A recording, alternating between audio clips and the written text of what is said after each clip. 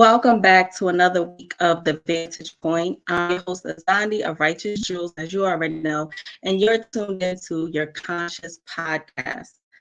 All right, today, what is the topic? The topic today, we are speaking about the so-called millennials, what people would define as the millennials of today. So we want to take a deeper look at this topic because a lot of the millennials are known to be asleep.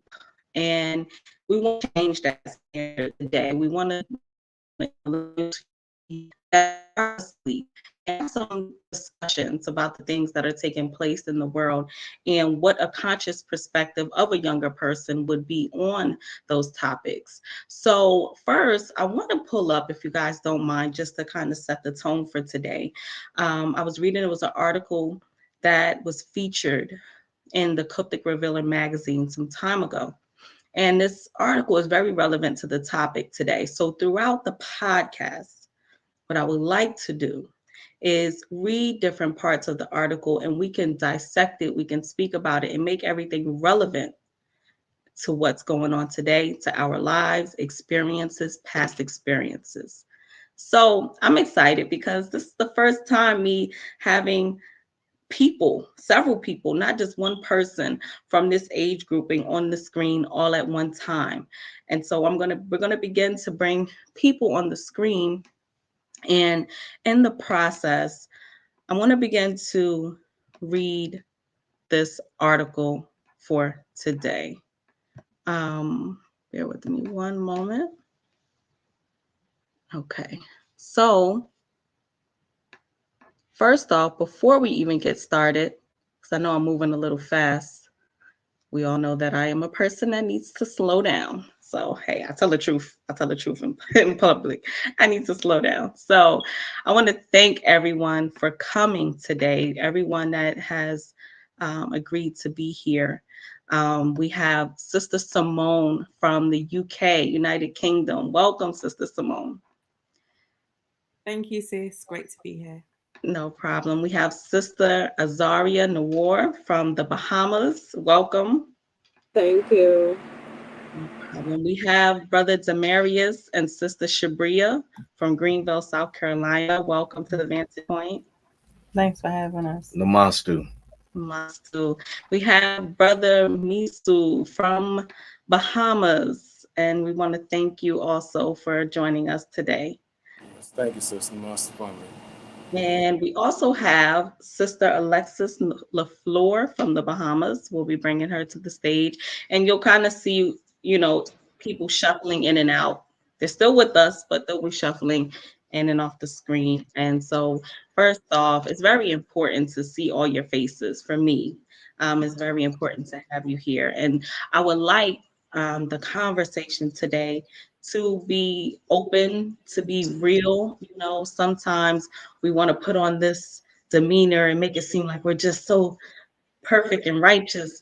But to be here today and even have this conversation, we had to have came from the ways of the world. We all grew up in a society, it's been predicated upon racism, supremacy, and the like. So we need to speak realistically so that people can understand that we relate, and just understand our experience.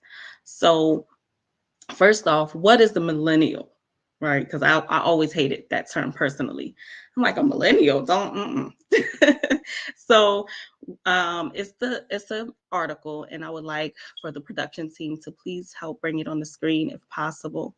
And what it states is talking about bridging the gap between old school and new school, right? But it still applies to this conversation. And it says, what does old school versus new school really even mean?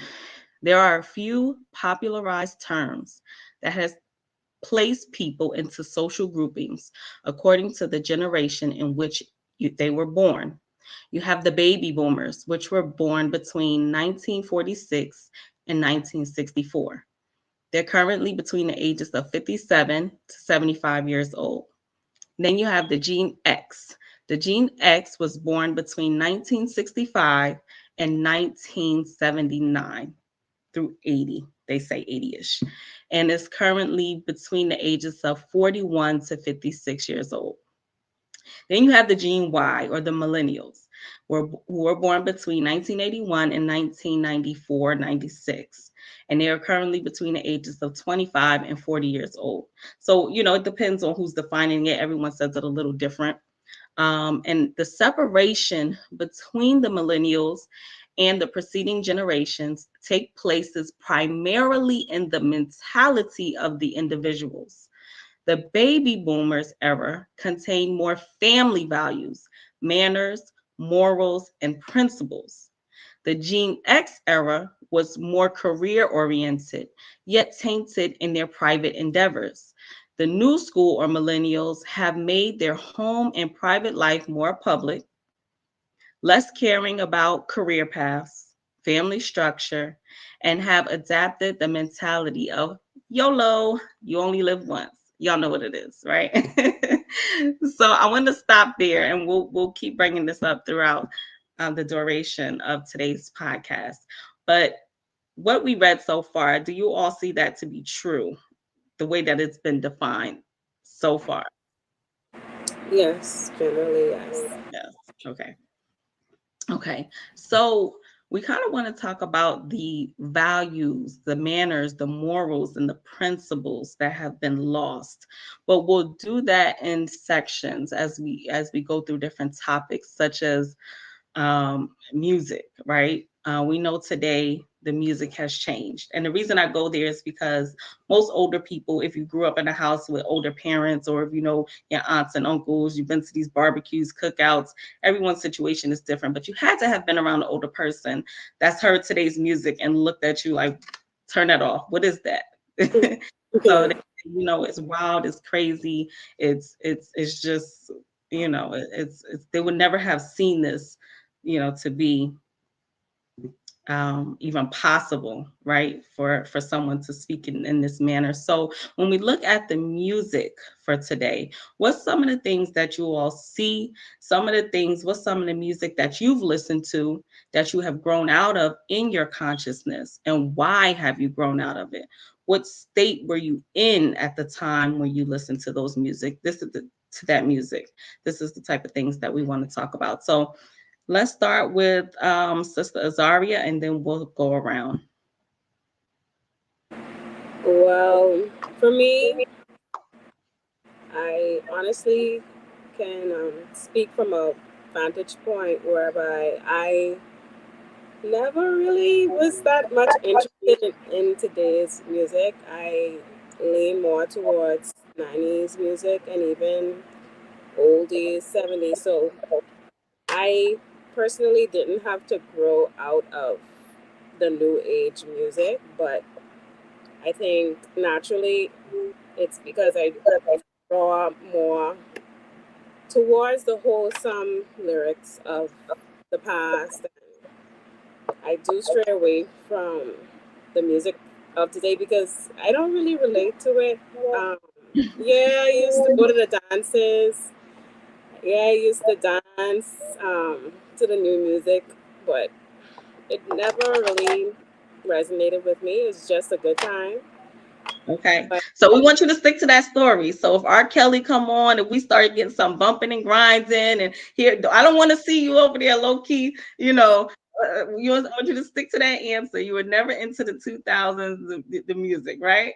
well, See, so that's from the you gotta start 90s. the artist to get the truth. Okay. Yeah. Okay. So I'm not going to dig too hard. Sister Simone, what about you? Well, for me, growing up, my parents used to listen to a lot of reggae, calypso, and for me as a child, that was boring. It was like really boring for me. So as I grew up and I started to go to the clubs, like to party, you hear the bashment, you hear the soca, and that's like mainly what I used to listen to a lot, as well as like old school R&B. I love old school music. But in terms of having a good time, the music was the bashment, the music was the soca. But then I realized in terms of the music that I was listening to, well, you have to dance a certain way to that music. So as I've obviously progressed in my adulthood, I've had to kind of steer away from those type of songs, and especially like with the lyrics, like degrading women. It just didn't make sense anymore to be dancing and associate myself with that type of music. So yeah, now like I listen to a range of music. I still listen to soca. I'm not. That's just in my blood. I love me some soca. But yeah, I'm very mindful of what I'm listening to and what type of songs I'm listening to within that within the genre. So Mhm. yeah, Okay. that's in a nutshell. Okay, thank you, Sister Tawaret.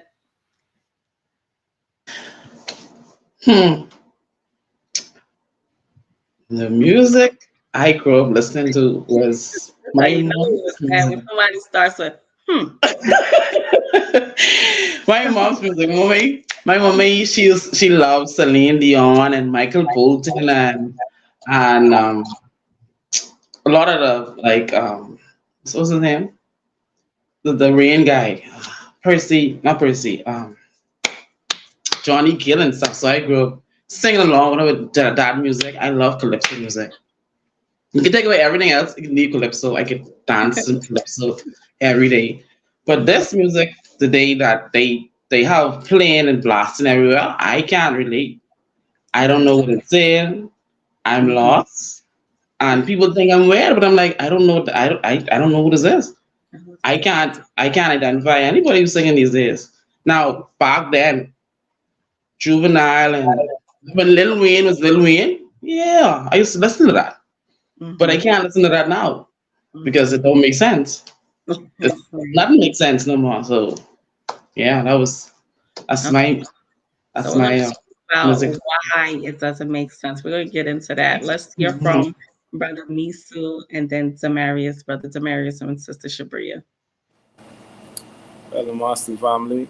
Um, well, first and foremost, the music today, it's full of violence. It's full of negativity. You know,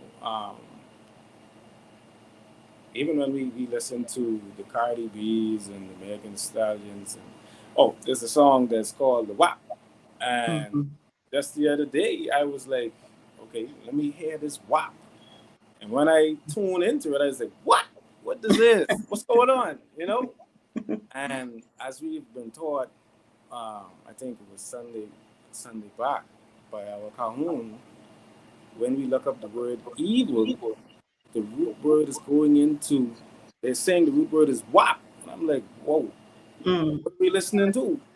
Mm. You know, but for me, I don't really tune in. I mean, I've only listened to it because I say let's let me hear what everybody listening to. And Mhm. again, it's not a song that resonates with me because it messes with your frequency, right? Right. And the music I grew up on, a lot of '80s, early '90s. Um, I love listening to gospel music and again Caribbean music, etc., calypso, reggae. So I guess the transition wasn't too far off in terms of Mhm. into conscious music and what makes me feel good. If you Okay. understand. Mhm.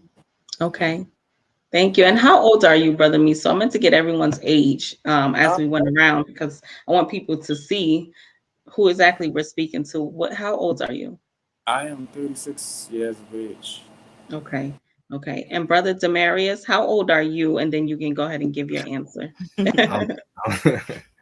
I'm I'm 29.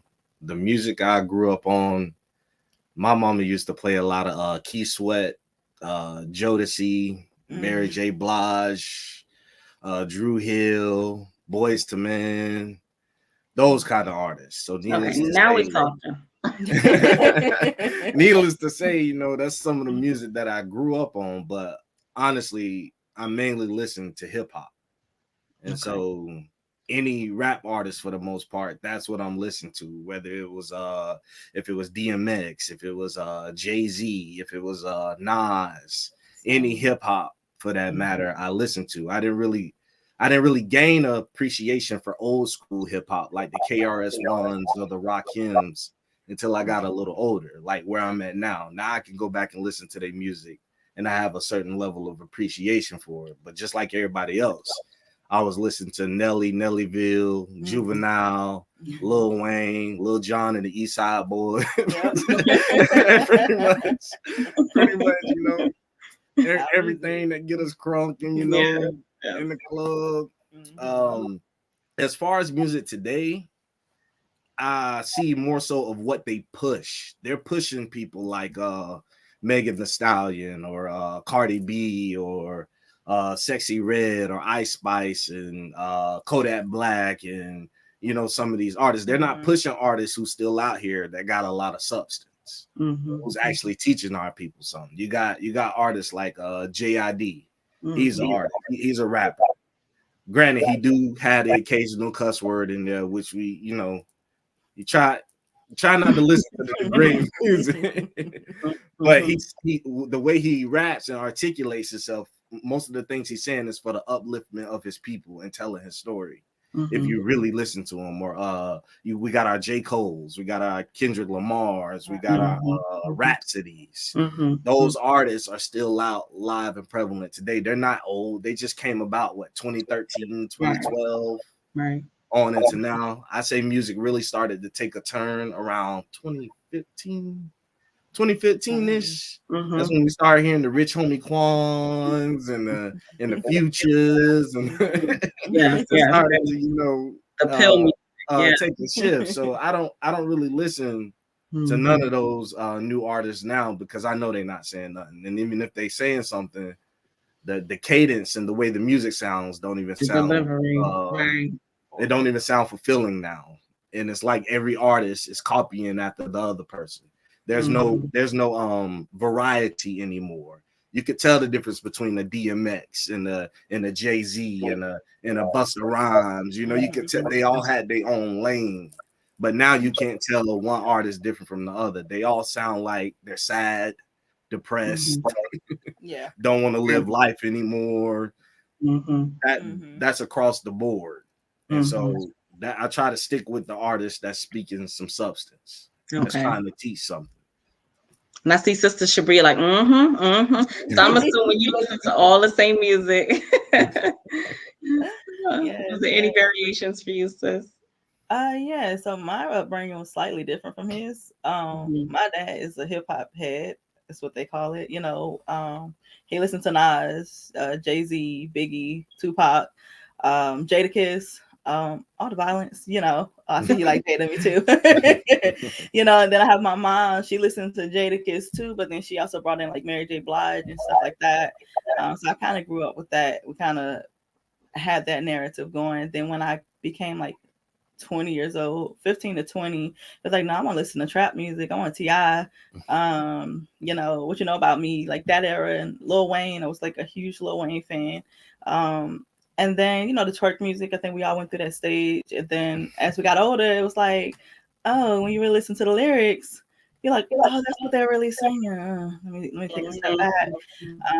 So now I don't really listen to too much hip hop. If it's not Rhapsody, I don't really listen to hip hop or rap. That's my girl. Then far as R&B is Jill Scott, Erykah Badu, is Andre Day, is gospel. Just to make sure I don't go down that path, because before I was a big DMX fan. You couldn't tell me nothing. I mean, I would get hype off of him any day of the week. But then that kind of made you like a little violent when you really think about it, like you ready to go fight somebody.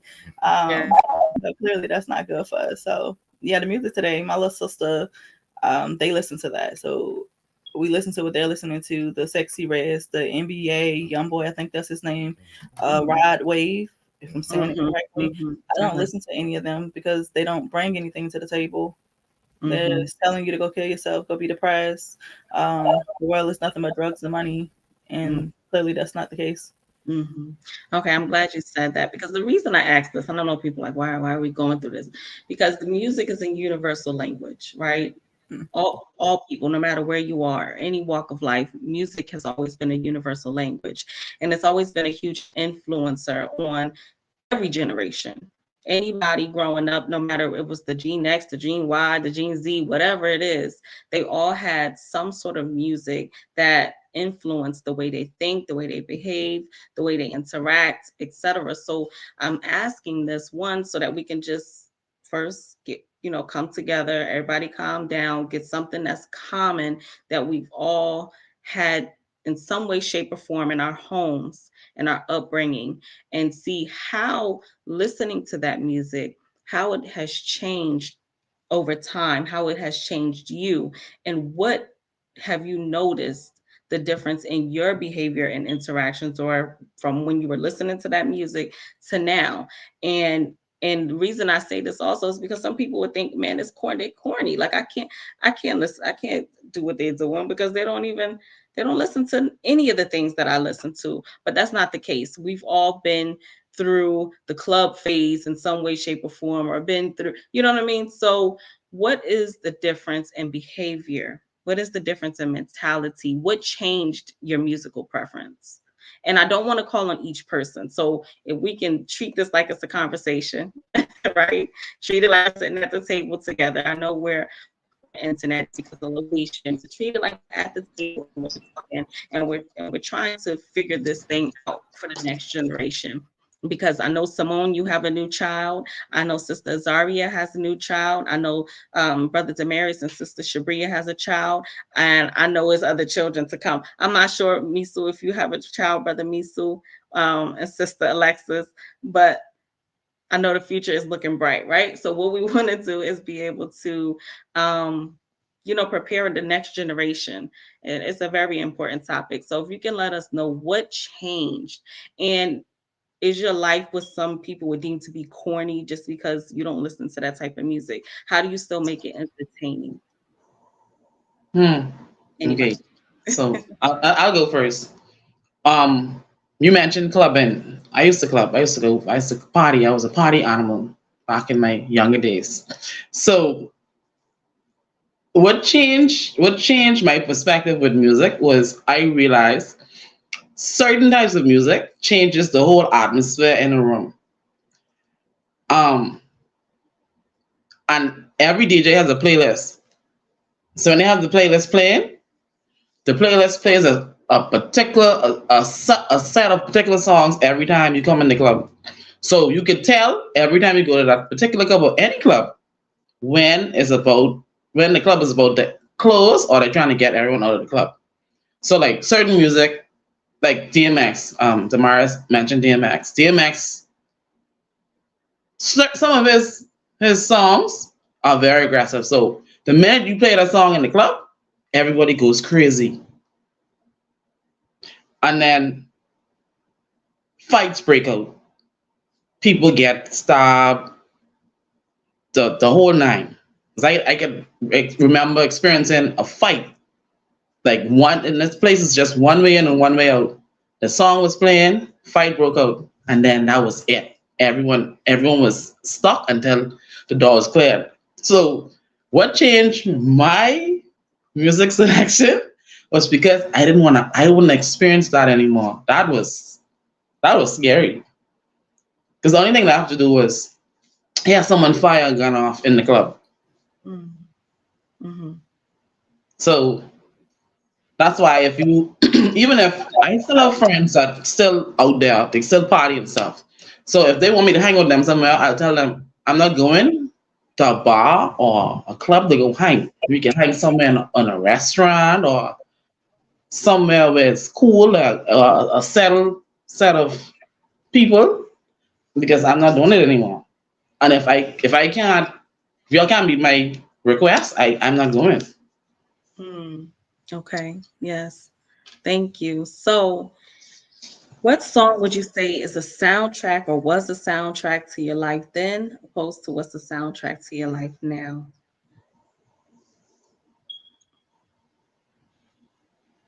I have to think about that. Anybody? I have to think about that one. Do I have to call on somebody? Sister Shabria, you didn't give us your age. How old are you? And what was the soundtrack to your life then and now? Because you done talked about Jada, and that's what I'm calling you. Talked about Jada. I know you're going to give us the real. Come on, let's go. Yes, you already know me. All right, so I'm 30. Just turned 30 not too long ago. And I think, let's see, I probably can go with Jada since you done brought him up, and I did listen to him a lot. He has a song called Why, and then there's another one called Cold World. I was the oldest of 14 siblings. Those two songs they were on repeat. But now I'm a gospel person, believe it or not. So I like the song War. I don't remember who sings it or who it is by, but the song War, I play that on repeat because it's upbeat for one, but it has a really positive message. So you can dance to it, but you're not, like Sister Tower said, you're not trying to fight nobody. So that would be it. And then another song that's will be a soundtrack is Rise Up by Andra Day. If you haven't heard it, you really should listen to it. It's like a really uplifting song, real positive, and it really gets you going. But yeah, those were like the songs. Okay. That'll be my playlist then and now. Okay. And can you tell us how your frequency, Brother Misu, how do you see that maybe your frequency has changed, or from the time when maybe you listen to, different types of music to, compared to what you listen to now? What has changed in your vibration and the way you function, your lifestyle, those type of things? Well, I grew up also listening to the Tupacs and the Biggie Smalls, etc. Right, and I know that every time I listen to them, I would get a little bit of hype. Like Brother Demario said, that DMX gets you a little hype. And I've been around individuals. I'll answer the question, but let me just say this: I've been around individuals who said that every time they listen to those artists or those particular artists, what it does for them is it makes them get to a state of mind where they want to go and hurt somebody. You see what I'm saying? And so for me, it didn't want, I don't want to hurt nobody, just listening to that. And it's like, hold on, what is this music really doing? So I started to dial back on that. Nowadays, I listen more to, choral music, African music, some, the lady, the artist is called Sonia Jabrate, I believe that's her name. Azani, another artist. Anyway, Boosie, not Boosie the rapper, but Boosie the African artist, the female. Let's be clear on that, right? And those music make me feel good, It makes my vibes, Every time I tune it in, I want to start dancing, dance, right? But it makes me want to dance. It makes me feel positive, you know what I'm saying? So it boosts my vibes or my frequency, every time I tune into it. Okay. I've also heard the same thing. I grew up in an urban area, and I know people in different gangs and things like that. And I'm like, this is my kill music. Like if I'm going out to do something, this is the music I listen to. And so, it tells you the vibration that it puts you on and the frequency, because it fuels you to go kill, opposed to something that allows you to settle and balance yourself. And so, we know the impact of music today. And I want to know, how has your social interactions changed? And should you judge people off the music that they listen to in those social interactions, because sometimes you may walk up to some people and they're like, yeah, my nigga, da, da, da, and my B over here, and that's how they talk. And so now when you're listening to somebody in their lingo and their demeanor, their mannerisms, how do you look at that now? And do you judge them from that and from what they say? Yeah, man, that's my nigga Jada. I listen to Jada all the time. How does that change for you now? And then we'll use that to kind of segue into the next part of the conversation. And I only ask this because we come across people every day, and if we don't have some type of barrier, something that we're able to identify and say, nah, that's not it. You know, I'm not there no more.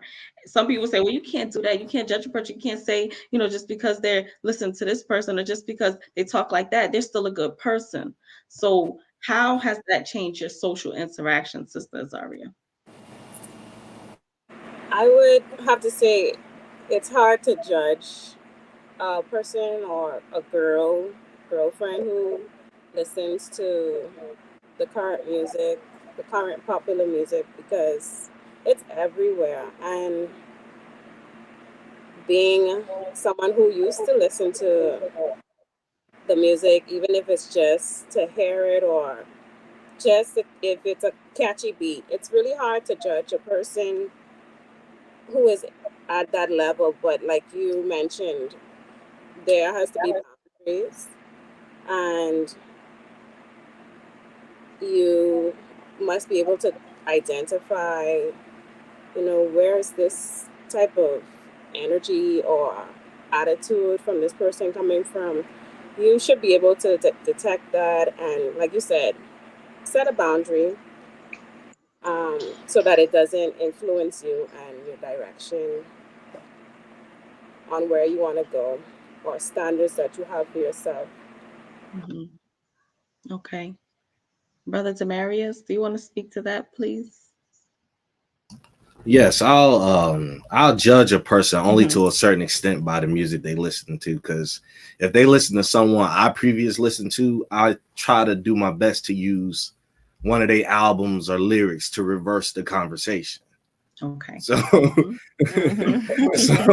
so if they listen to a Lil Wayne, a DMX, and they have certain lyrics like DMX song "Lord Give Me a Sign," I'll try to use that to get them out of that frame of mind. I'll try to bring them to where I'm at. If they sitting there saying, that's my N word and things like that, I can easily switch that conversation when Okay. it comes to that. That don't mean I have to go and do the same thing. I don't have to talk the way that they talk or be like, yeah, that's my N word. You know what I'm saying? I used to listen. No, now we can have an actual conversation. We can Right. look at the lyrics. We can break down the lyrics. We can talk about the music industry, what happened in their life. So I don't necessarily judge them immediately by the music they listen to. It's more so their actions and what they show me than the music they listen to. Because I come from that background of listening to that music. I come from that background of, going to the club, smoking, drinking, not seeing having love for myself or not seeing value in sisters or Nubian women. I've come from that background, so I do my best to pay a little bit more attention to it and try not to immediately say hey, nah, I ain't gonna talk to this brother. Right. I do my best to have that conversation with them, see where they're at, and I'll do my best to try to bring them to where I'm at.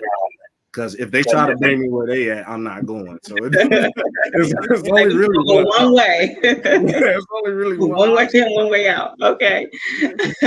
Welcome, Brother Hildy, to the Vantage Point. Brother Hildy, we're so glad that you can join us today.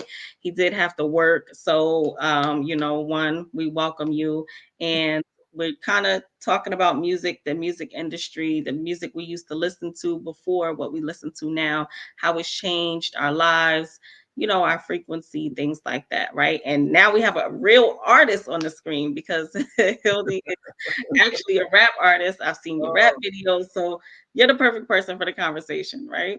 Can you tell us, one, your age? And again, Hildy is also from London, UK. If you can let us know your age and a little bit of your background when it comes to music. I'm gonna throw it all at you at one time, right? I need you to catch it.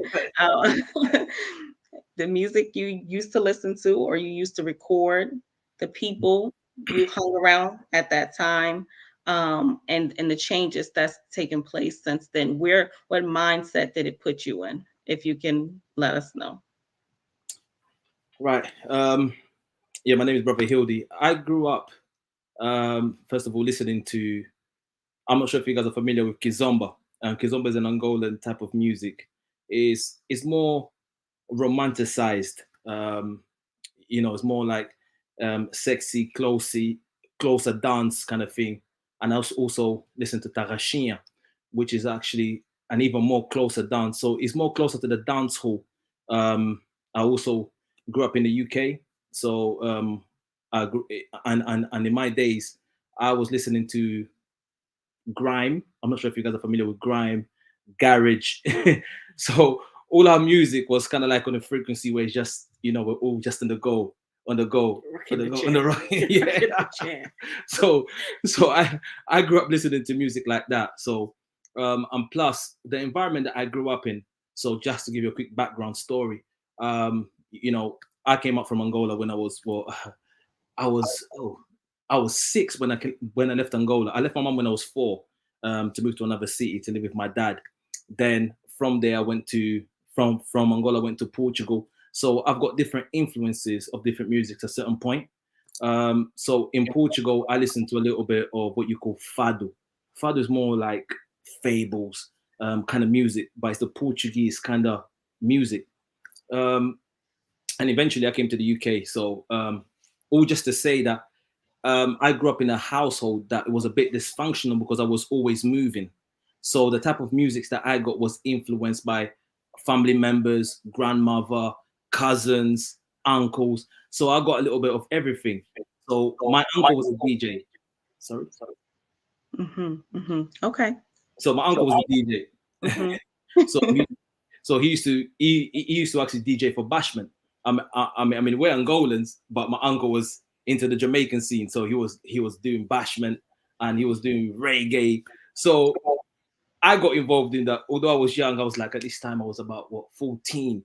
So I was getting into raves because I was like the DJ assistant. So yeah, I'm carrying the CDs them days. So I used to get into the raves. So my kind of music style is from all genres, but I mean the thing that did stick with me, I do have to say, it was Bashment, right? Because that was just a no-brainer. I mean, you get into the rave, the light is already off, all the them to one side, man them on one sid, and then it was just all about that. But that's the stage that I was in. I grew up in a family where it was okay, right? Angolan music is very sexualized, so that was okay because our music is like, hey girl, come here, come close to me. Let me show you. Type of music. So when you translate the music, that is what it literally says. But when you're growing up, you don't understand these things. You just think, oh, this music, this rhythm is nice. The beat is catchy. You got the bass like dum dum dum dum dum dum. Oh, yeah, music is good. Like Tourette, like yeah, Alexis. So that's what I grew up with, very sexualized music. And then out of that dysfunctionality, right, family is broken up, father was not around, mother was not around, living with family friends and grandmothers and so forth. That led me into what you call the roadside, right, as what we call in the UK. So it's the roadside. So I became a part of the Mandem, right? So what's that? You have to break that down. What is that? Oh, right. Mandem is just saying that you're a part of a gang and you're the certified brother. Okay. Like Mandem was like the brotherhood. Got you. Okay. What's Bashman? Bashman. Dancehall. Okay. You gotta translate fast. I thought everyone was with it. So and I like this energy. I want you to continue, but I like the energy that Brother Hildy is coming with, because I want us to kind of just relax, take off your gloves, just calm down, because we're talking to regular people, right? I don't know about you guys, but I have people from Newark, Irvington, Hillside, New York, all different types of places. And we're talking to hood people, street people, right? That's not the only audience, but we're talking to all people from all types of walks of life and different backgrounds. We got UK, Bahamas, Greenville, New Jersey, New York, everywhere, right? And then we are on Spotify, by the way. This will be on Spotify, iHeart, iTunes, SoundCloud, YouTube, and these are all big platforms that people stream all the time. And so if they listen to this episode particularly, I don't want us to give the feel that we're so timid. The N word, yeah, because they said N, like brothers America. No, nigga. Because when I walk in the street, I hear nigga. I don't hear N. I hear nigga. You know what I'm saying? So I just wanted to be real here because that's what we do on the Vantage Point. Okay, continue, please, Brother Hildy. We're listening. Yeah, so right. So yeah, growing up on the road, you know, it led me to a more aggressive kind of type of music because, you know, I was hurt, right? Dad is not around, no one was there to protect me. You know, I had to now learn how to protect myself. And one of the good things, you know, I used to like to just, you know, run the mouth like, no, you can't do nothing. But then again, there are men out there, and females, right? Because there's also gal them, right? Man them and gal them, Okay. right? That if you speak too much, they will knock you out. So you have to learn to adapt to your environment. So I'm coming from a culture where, all right, look, that is not there to protect you. Now, how are you going to survive? So that led me into what you call the yob culture, which is young offending culture. So I was young, you know, I had to, you know, do a lot of things that I didn't want to do. So for example, I had to steal to eat. You know, we had to do robberies. Obviously, I can't say. So don't commit yourself. Not here. I don't want to be reason. Go ahead, keep going. Vantage point, no, right? Man, as soon as he goes to the show, somebody knocks on the door. Okay, keep going, It was well organized. But you know, I wouldn't change my experiences for nothing. I mean, my experience is what made me who I am. You know, so you know, it's not that I'm glorifying that lifestyle. It just is where I was, you know, and you have to do what's necessary at the time where you are. So that environment led me to what you call garage. Garage is a very fast-paced music. So you know, if I just give you an example, it was more like, and then you know, even when they speak about love, right? It's so aggressive. It's like, I love you. I love you. I love you. I love you. I love you. Hey, you know they belong together. This we know. It's like, yeah. But that's the era, right? So that's the type of music that I grew up listening to. That was very, very aggressive, you know. And I realized it was looped. It was like a hook, like what we have here in America. We have hooks that are catchy and loops, and that's what you. Right, precisely. So that was the culture here. So I got influenced with the Angolan culture, Portuguese culture, UK culture. So everything fused.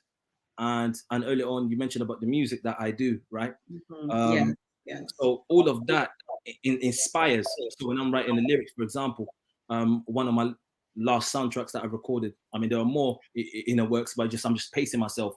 You know, when I write songs, like for example, you know, there is actually something that I say.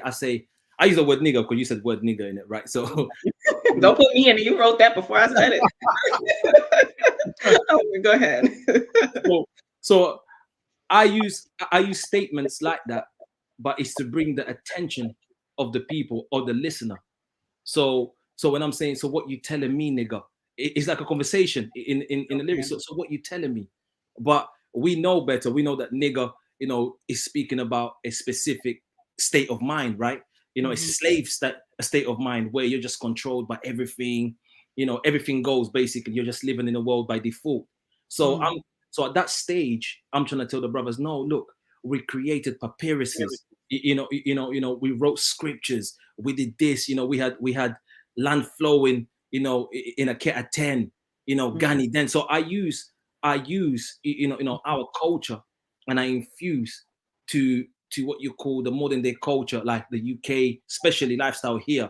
You know, because I'm trying to relate to the youth. And then I make a statement like what you telling me, nigga. So it sounds righteous, right? But then again, when you use the statement nigga, it's like, wait, but hold on. You were just being so righteous and now you use the word nigga. So when I released the video clip now, I had people write to me, oh, it sounds very good, but you used the word nigga. And I'm like, the point dropped home. Yeah. So that's about it, my sister. Okay, thank you. So are regular people making a conscious choice now? Do we feel like regular people are beginning to make a conscious choice? Anyone, feel free.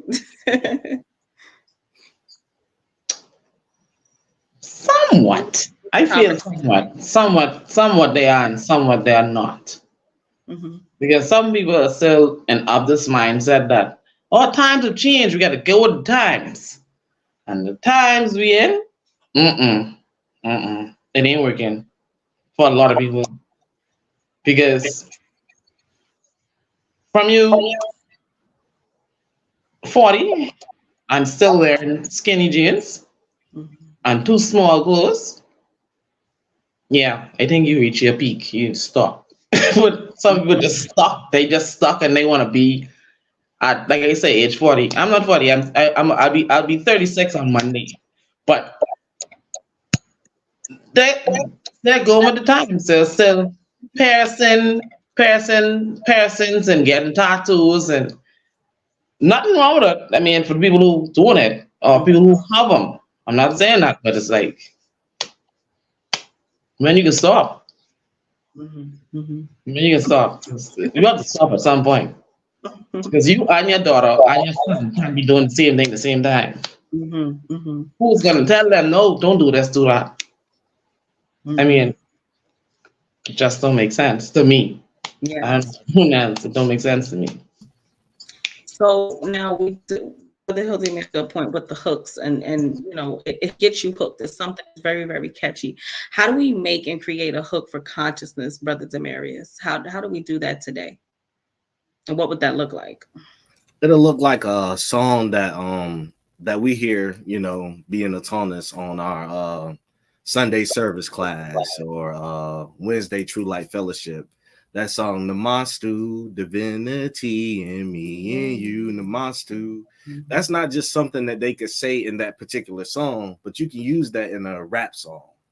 Mm-hmm. Mm-hmm. Okay. You can use Okay. that in a country, or like Brother Hildy was just speaking, where he was saying, we had Akit Atin in the garden and it was flowing. That's how you get those kind of hooks, Mm-hmm. or anything that's uplifting, saying, rise, Nubian sisters, or my Nubian anything of that nature. Actually, Brother Hildy got a song out that's saying that we need to rise, and the hook in there is literally an example Yeah. of that. We just have to speak more about our experience as a people, not from the base of the pain and the suffering and the degradation and all the bad things that we went through, but start to look at the great things about our life.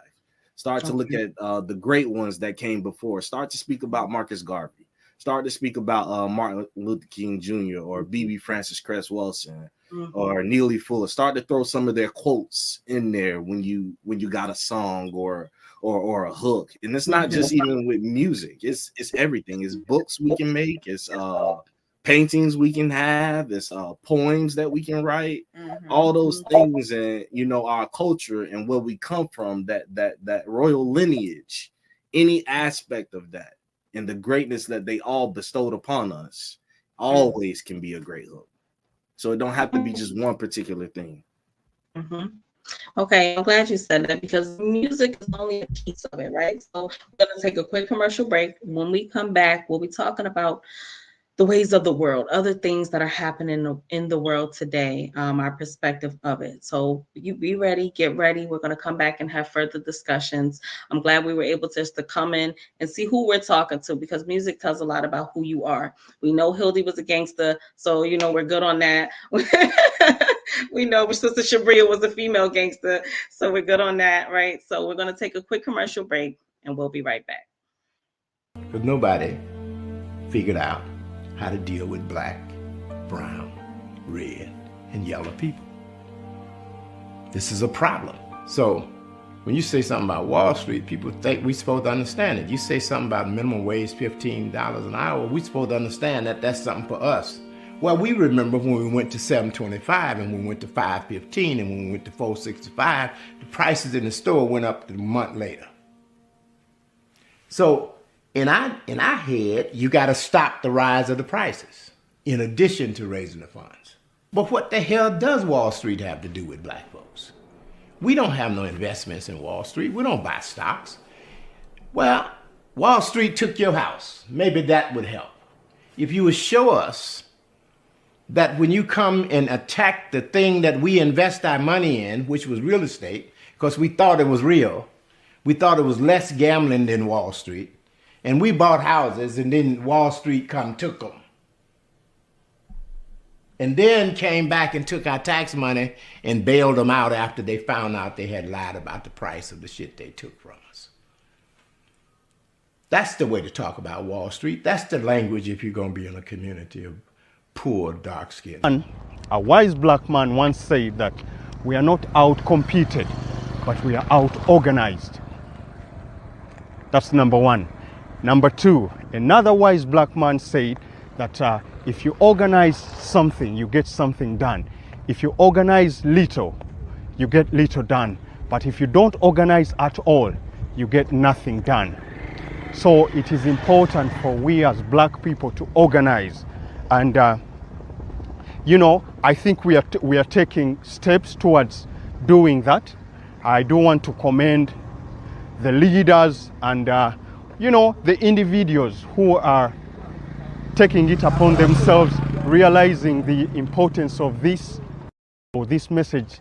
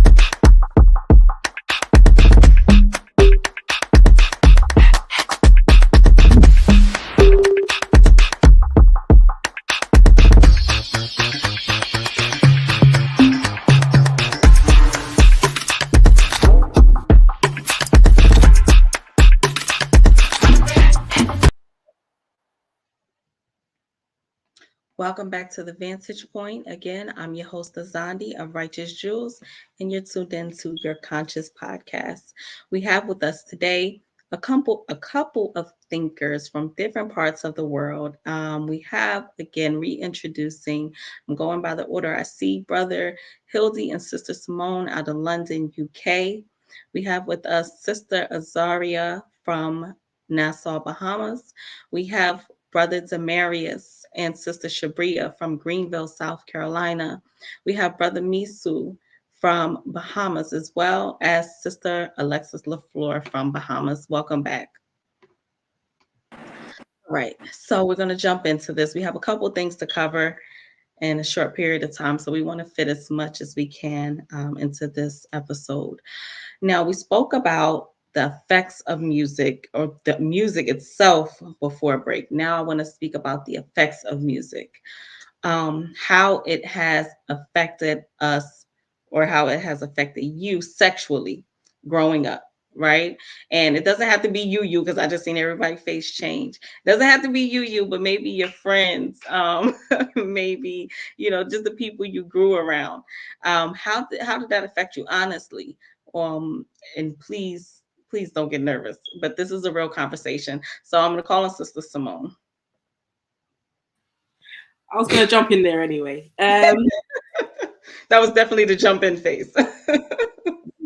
How it affected me sexually, I would say dress sense.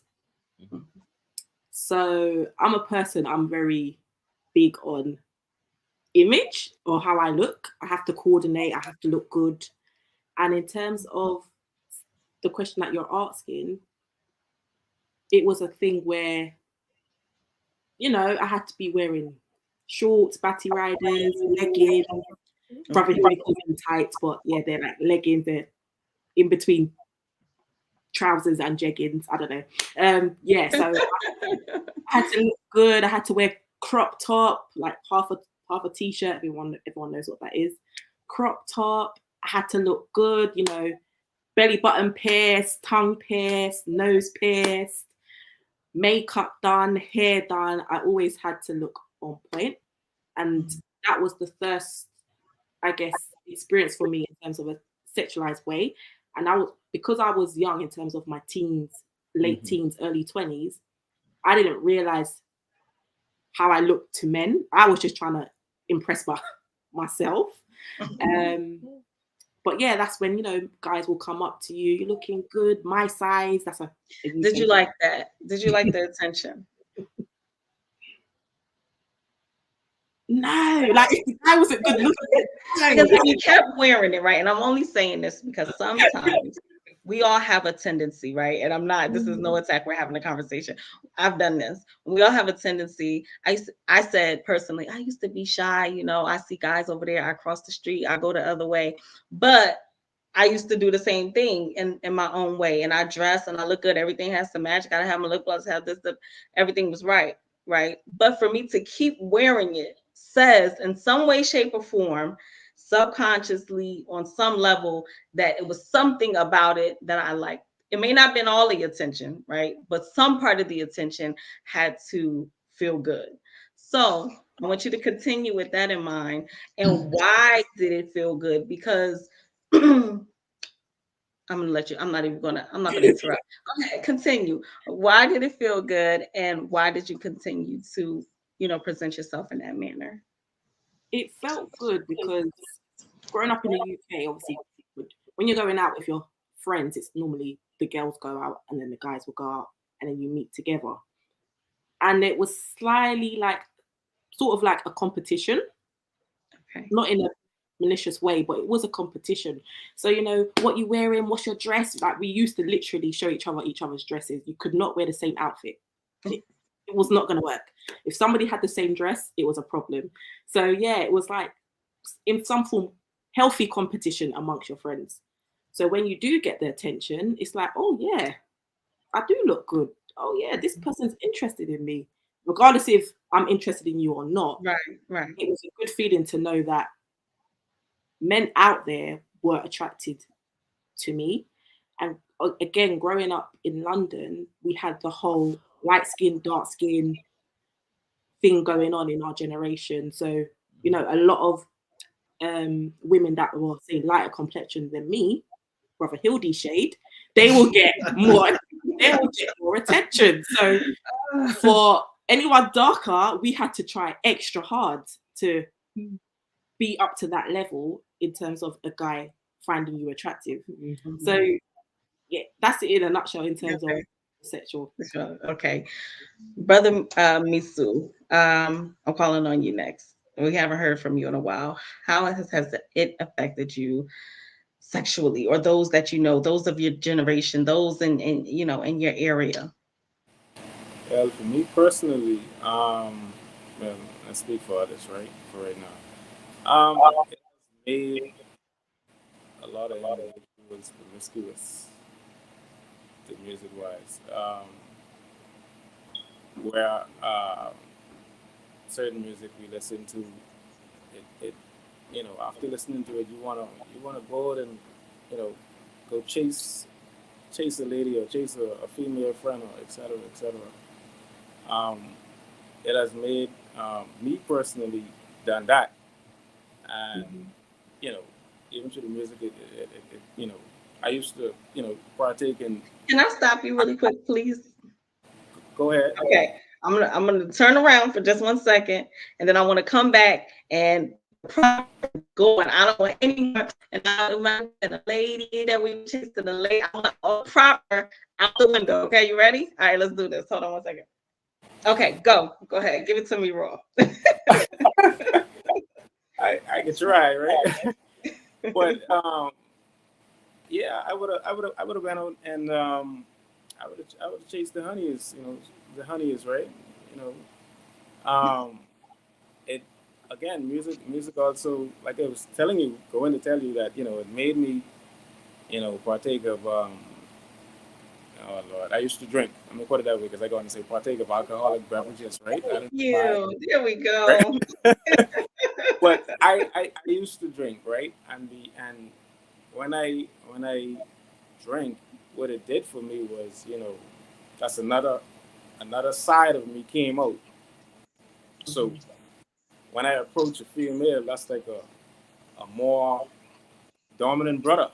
He coming out raw. He coming out, hey, he going all out.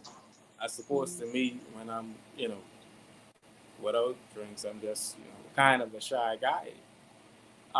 But yeah, music has made me at one point promiscuous. You Okay. know. Okay. Thank you. So after Brother Misu has partook of his alcoholic beverage, he has passed it over to Sister Shabria. Can you please answer this question for us? And were you sexually active? Did it make you sexually active? I'm going to push you a little bit harder. What did it do for you? Okay, so though my family, like, we had like the DMXs, the Nas, and all that stuff, I wasn't really allowed to listen to the music that was sexualized up until like I was 15. So before 15, I couldn't even listen to Lil Rock the Boat. Okay. And I didn't even understand the sexual aspects of that song until I got older. But between 15 and 25, like Sister Simone said, the clothing changed. It didn't make me want to be sexually active because my parents drilled it in my head. If you have sex, you're going to have a baby, and you can't have a baby. So the music never did that. But I did see what it did to my friends around me. And they're like, hey, you're not having sex yet? And you're listening to Keith Sweat. I was listening to Boyz II Men then. I started listening to Jamie Foxx, Unpredictable. The Joe, more and more. All of those songs that's out there, I did listen to them, but they never made me want to be sexually active. But I see my friends like, nah, I'll get it in with this person, so-and-so. We listen to this playlist. You should download this playlist. And then the clothing change. You want to wear shorts, shorter shorts. You want to wear, I never wore a crop top, but I have wore spaghetti strap shirts. And you go to the clubs and you're listening to it. And then you're like, oh, well, this song says you need to grind on me, Pretty Ricky. So we're going to grind on the brothers. But then you have me, Superwoman at the time. Like, hey, we're not going to grind on them. We're going to grind on each other. Man, you basically out there having sex with them and all of that. But no, music personally to me, it never made me want to have sex. I wasn't introduced to it so young. When I say so young, I mean 15 and under. I have people who told me they've been listening to this music since they was 4 or 5. Mm-hmm. They're overly sexualized at this point. But yeah, I've definitely seen what it did. Okay. And I know a person will say, well, why would you ask her that if she's next to her man? Because I know conscious couples have conscious conversations, so he can handle it. Yes, he can. And I only say this because this is reality, right? And it's not just music. Music is a big part of it, but once we begin to become so over sexualized, as Sister Shabria said, our perspective of everything changes, right? You're not looking at things the same. So Sister Azaria, if you can jump in at this point and just let us know, and someone, I believe it was Brother Misu, Sister Simone, what they mentioned, colorism, it was Sister Simone, and she said, the light-skinned brother versus so did that play a role for you? Like, you want the light-skinned dude, then it changed to the dark skin, he has to be chocolate, all of that. How did that play a role with you? Yeah, so there was phases and periods where the light skins were in style, I guess, and then the dark skins was in style. When the sister mentioned it, I identify with it a lot because the attention always goes on the lighter skinned sisters, and like she said, as a darker skinned sister, you normally have to overcompensate, dress more revealing, I guess, sometimes to get attention. Yeah, so there were phases where, everybody wanted a light skinned guy. I personally always like the dark skins. I don't know if anybody else like them, but they're all. I don't know. It was like weird phases where everybody want light. Everybody want light. That was more popular. Okay. Okay. So now, with everything that's taking place in the world today, right? And some of you I know have traveled. So we're going to kind of talk about, some of the things that you've seen. What's some of the things that shifted our perspective, and got us to this point where we are now in our consciousness? Because it's not merely music, but when you leave your area, like I've grown up and I know people who still live in Newark who has never traveled outside of Newark, has never took a plane, has never went anywhere but the surrounding areas, and that limits you. It puts you in such a small space where you can't really see the different things that are happening, and as your reality just changes once you know that it's not just the drugs, it's not just the streets, there's real things happening in all different places of the world. So traveling is a big part of our perspective being changed. So if you can, let's jump in. If you travel, let us know where you travel to. If not, let us know, what do you see of the world today? How do you view it from a conscious perspective? Let's just talk about the world that we're living in. Sister Alexis LaFleur.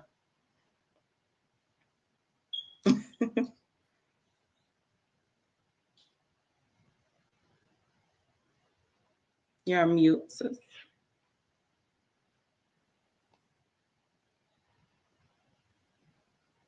Okay, sorry. Traveling, I haven't traveled since 2018. That was before COVID. And we used to travel a lot back and forth to Tampa and on the land where Bashesh was. And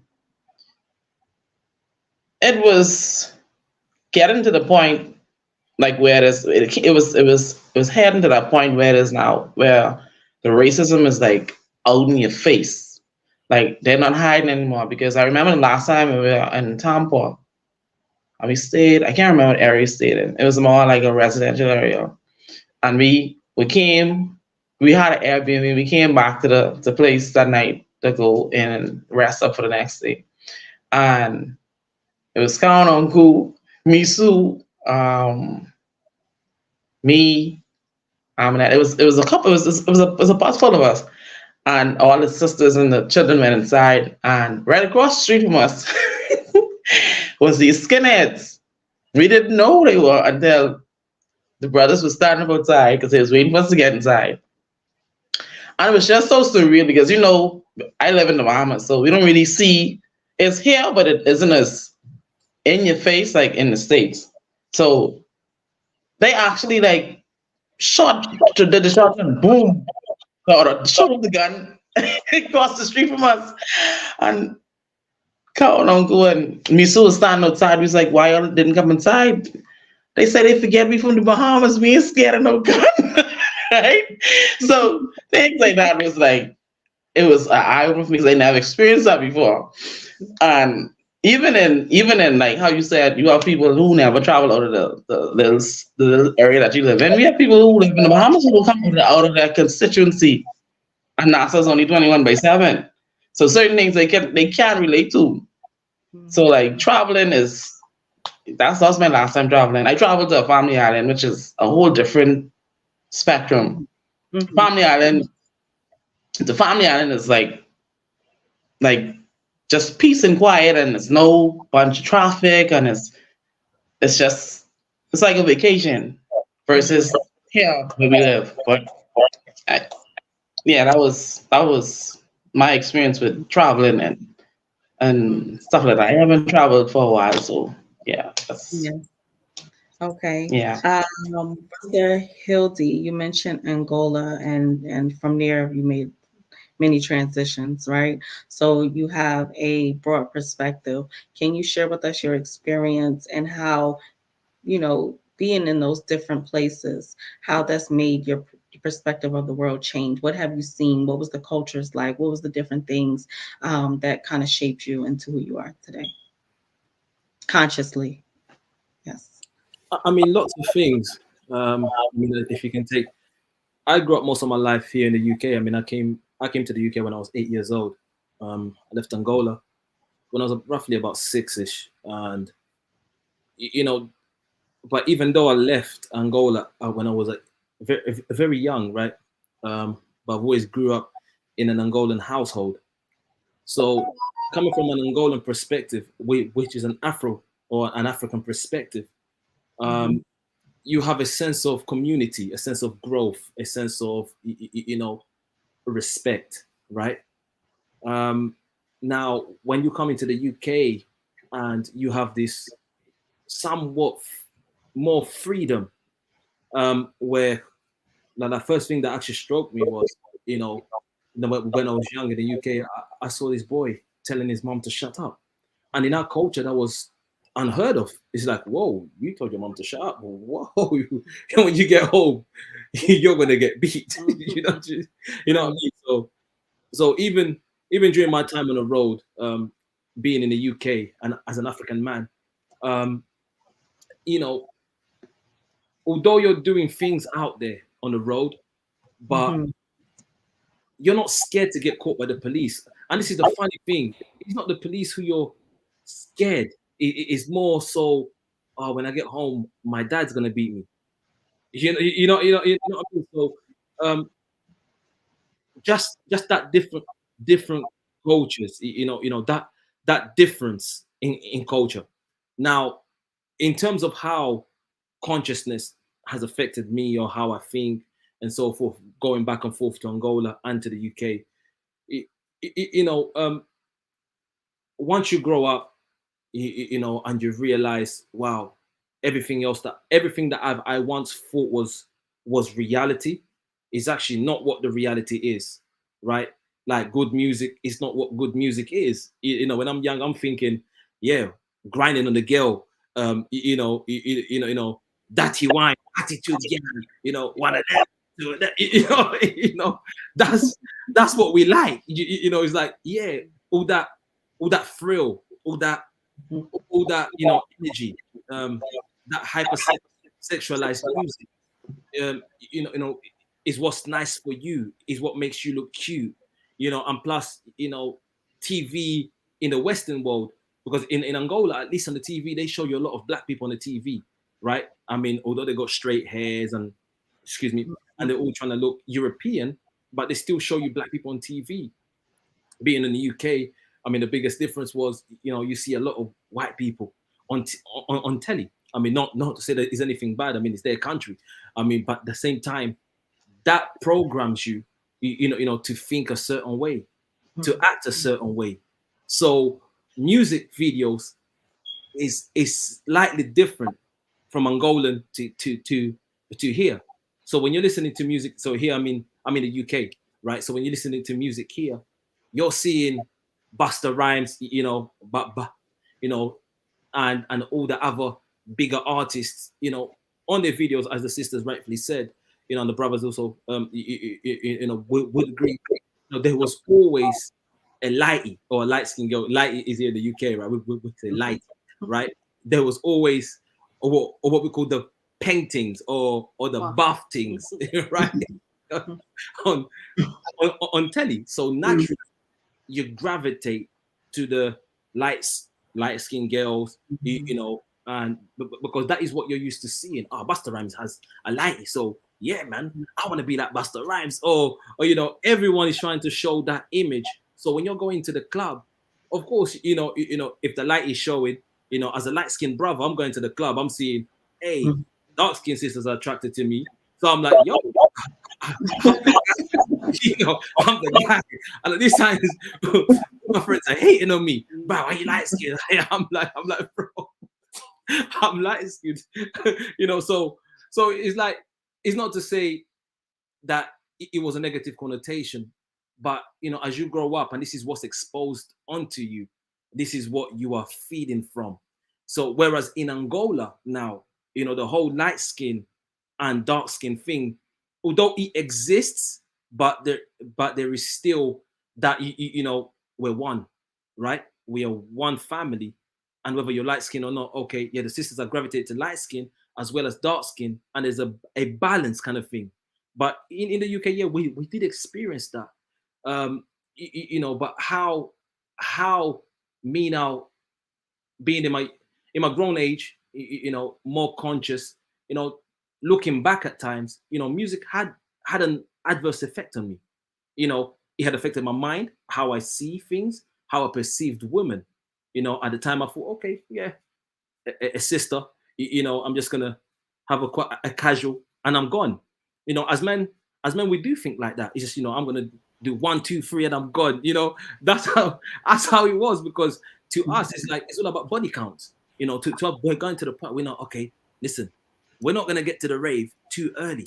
Now we're not gonna get there early because the sisters, they get there for around 9ish, you know, and you know, the club is only beginning to get hot, you know, around 1 a.m., you know, at 1 a.m. That's when you're making your grand entrance. You know what I mean? You know, a little cane road there. You know what the sisters are looking for, right? Come on. Like, we grew up as men, we grow up watching. We look, okay, oh, so they like cane rolls. All right, I'm gonna cane roll my hair, right? So that's the first thing I did. I came as soon as I had a little bit of freedom, my dad gone, whew, came on my head. Yeah. So all of that is to be attracted to the sisters. I'm not doing it. I'm not doing it for the sisters. I'm saying I'm gonna be likable. So then I would dress the way the sisters would find attractive. And at that time, how we dressed back home, like you know, you wear proper trousers, you wear belts, right? You wear shirts, you know, you wear shoes. But to us now on the road, that's like, nah, that's dead. No, right. Like, we don't do that. So we now wearing tracksuits because the sisters like tracksuits. They like tracksuits. They're like trainers. They like the rough look. So I'm like, I have to be rough because she's gonna think I'm a sweet boy. I do wants to be a sweet boy. Everybody want to be a bad boy, right? So this is how I see my perspective is, you know, music did have an adverse effect on me. You know, so it's a different cultures, because now you come here to the UK and you see how these people treat you, and you see what you've learned and how you've carried that image, right? That false image of yourself all the way to your adulthood. And then, you know, and this is where we are. Okay. Yes.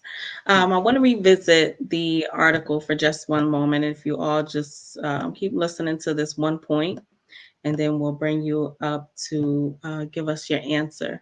So in this article, we were speaking about the different generations. And if we go down just a little bit, it tells us the way in which each generation was influenced, some being fashion, language, mentality, and the mentality of that generation. So although there were and are a plethora of differences across each era being discussed, we are not as different as many would believe we are. And here are the most important reasons why. Each generation was faced with or introduced to one of these four things: racism, religion, media, and drugs.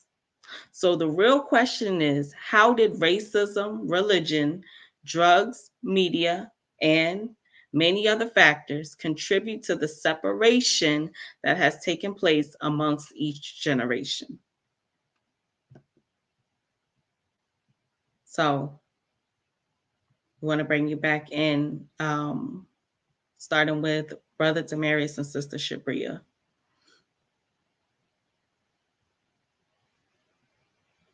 You're on mute. Oh. Okay, now we on mute. So you said, how did racism, religion, go ahead, drugs, how did that create the separation amongst the different generations? Yes, I'm going to read it from the article again. Each generation was faced with or introduced to one of these four things: racism, religion, drugs, media, and many other factors, right, contributed to the separation that has taken place amongst each generation. So the real question is, how has racism, drugs, media, etc., contribute to that separation? It's contributed to the separation amongst the different generations in the aspect of how it was done, how racism was perpetuated in the time of our grandparents and things like that, in the sharecropping era, and the you got your colored bathroom here, and then you got your whites bathroom here. You got the firemen and the policemen beating us on the street and sicking dogs out on us, and though that Jim Crow era was a different type of way in which they introduced racism. And then as far as religion, we had our black churches, where we were more so of a community. That was our safe havens, where we came together, tried to plot and plan on how we was going to grow, be a better people. At that time, music or media for black people was more about love. And they didn't always have that nice television that we have today, where we can have, 75-inch, watching football in HD.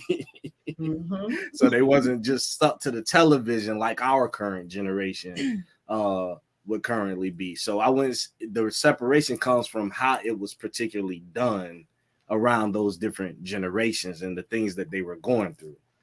And then when the older generation, when they speak about us and they see what we going through, they look at it as, we had it harder. Yeah. So why, now that y'all got all these good things and different opportunities, you can't get it right? Not realizing that that very same racism, those very same drugs, the very same religion is still in effect today. It's just used differently. It didn't change. The way in which they move changed, but they're using the same tools to do it amongst us, pretty much. So I'll say that's how the separation came about.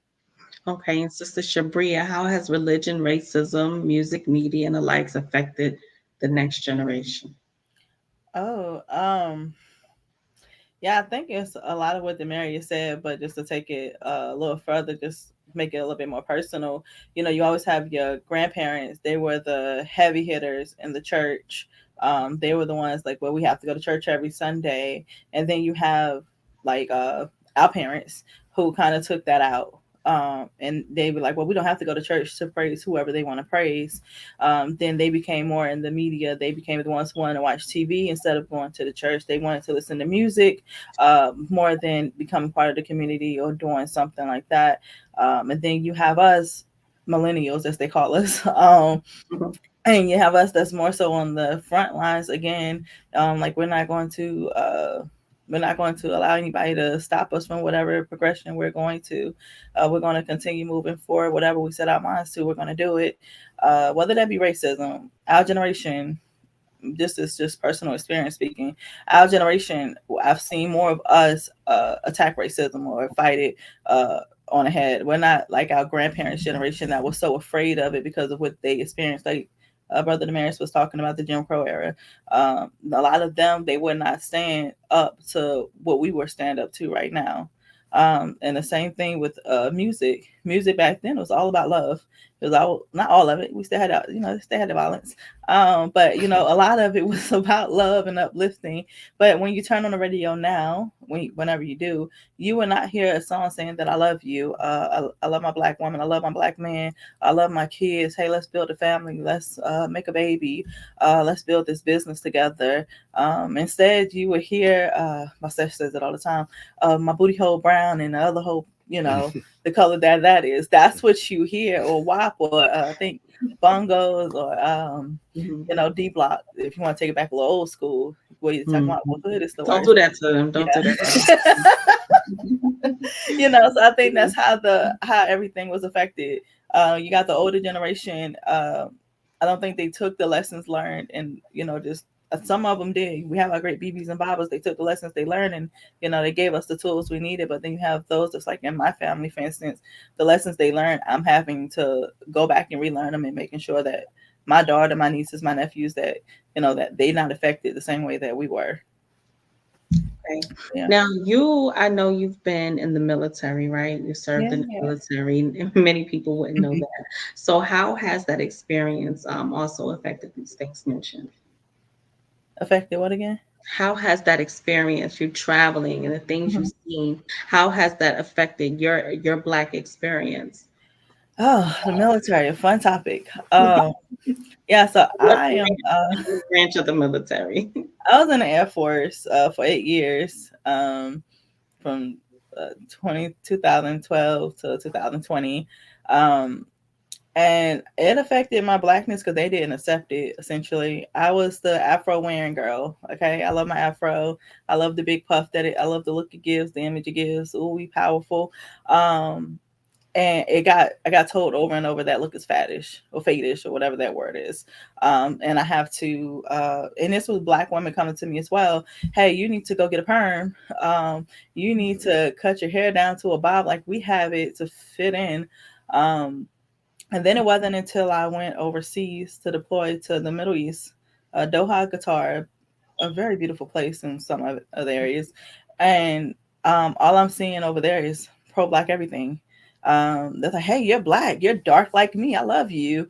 I don't like anybody that's pale skin. And I was like, this is very new to me. I've never in my life seen anything like this. And then after I deployed and came back, that's when I was like, oh, well, my fro is here to stay.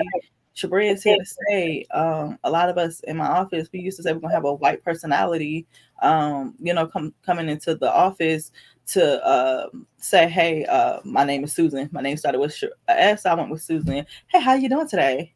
Then I was like, no, it's hey, how you doing? What's up? What do you need from me? I'm here.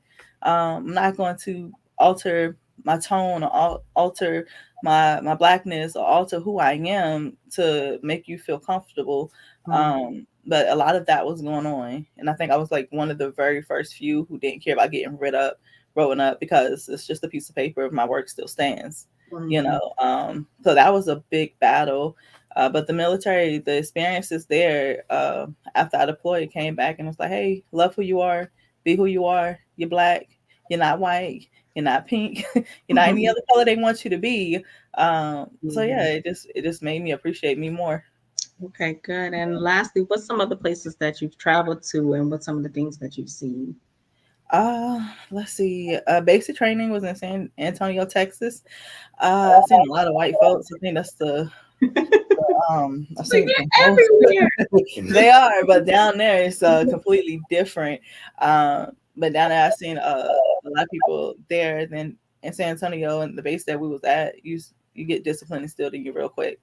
When they say left, you go left. When you go right, they say you go right, you go right. You don't question it. You don't say, well, why I feel like going left today. They say left flank, you going left. It was just that simple in Texas. That area taught me discipline. And then I went over to Biloxi, Mississippi. Very country. And that area, I just seen a lot of chaos. I'm not gonna lie, because that's the place they send you, depending on what you're learning. And you're going to school. We call it tech school, but other branches call it whatever they call it. But we went to our tech school, and it's like your first freedom. You can talk on your phone whenever you want to, outside of class hours, of course. And you started seeing the young people get married. Believe it or not, they get there 2 or 5 days later, they're married legally. And I've seen a lot of that. So I would call that chaos, because you're getting married for the benefits. You get a little extra money. If you didn't know, you get a little extra money when you get married in the military. Then I've been to Illinois, Virginia, Maryland, Baltimore, Maryland, and Andrews, Maryland, Andrews Air Force, Maryland. And up there is very fast. Everything is like very fast. You can't even stop your car at a red light because it's considered stupid, and they'll hit you. So being up there just taught me to slow down. Like, come back down to the South and just, I'm in South Carolina. And I also stayed in Charleston, and that's very historical. We went to see the plantations and kind of seen what our our ancestors, what they went through. When you walk through those buildings, the feeling is still very much there. No matter what they try to take away, if you walk through those buildings and those plantations, you walk the fields, that feeling, you get a sense of, okay, yeah, this is what it is. So yeah, military. Okay. Okay, good. All right. Well, we've done traveled around with you, huh? Okay. Sister Azaria, if you can also kind of speak to the racism and different things that we've mentioned. I'm going back to the religion, the drugs, the media, etc., from your perspective. Okay, so how has religion, racism, music, media, and the likes affected the next generation? So I think it was one of the brothers who started to say that they're using the same tools that they used years ago on us, but in our own way. And everything, it just is getting slacker and slacker, and everything goes. That's what I see. Religion, it's in everything listed here. Religion, music, media.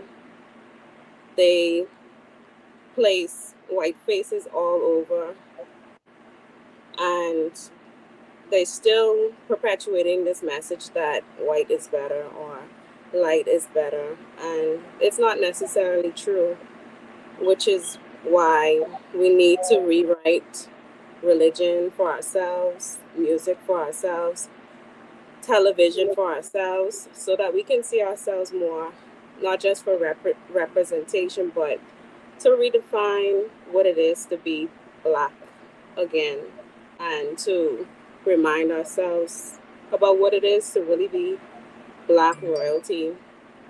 So it's important to infiltrate that into today's media, in my opinion, because we have kids coming up. Like my baby, I would like for him to see more of Black faces on TV, not just every channel. You see a white face every single channel. It's not even remotely balanced. The ratio is totally off. One character in a show has to be Black. Why not several characters? You know? So Okay. it is highly influential. Okay. Thank you. So, the whole premise of the topic today, I always try to go back to center, right? Was that the next generation is not asleep. And a lot of people, a majority of our generation is asleep, unfortunately, but there are those of us that have awakened or are still in the process of the different phases of awakening.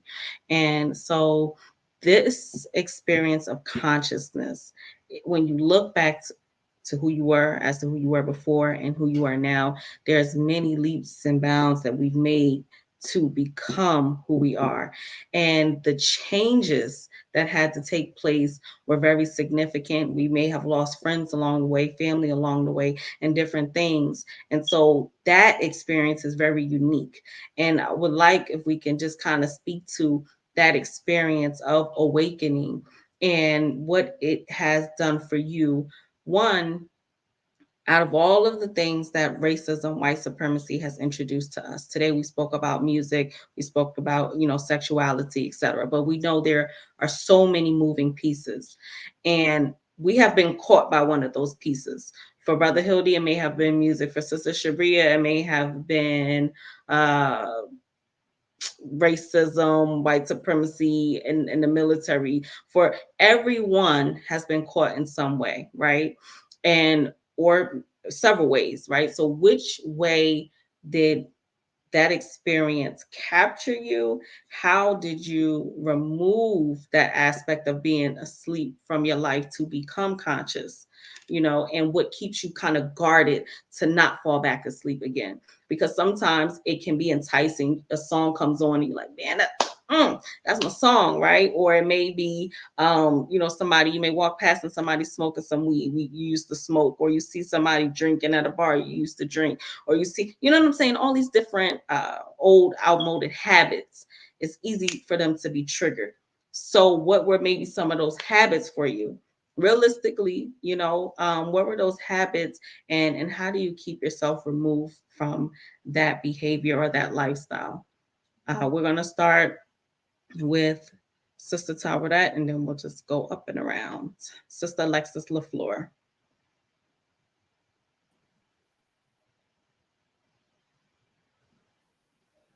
Okay, you asked what was.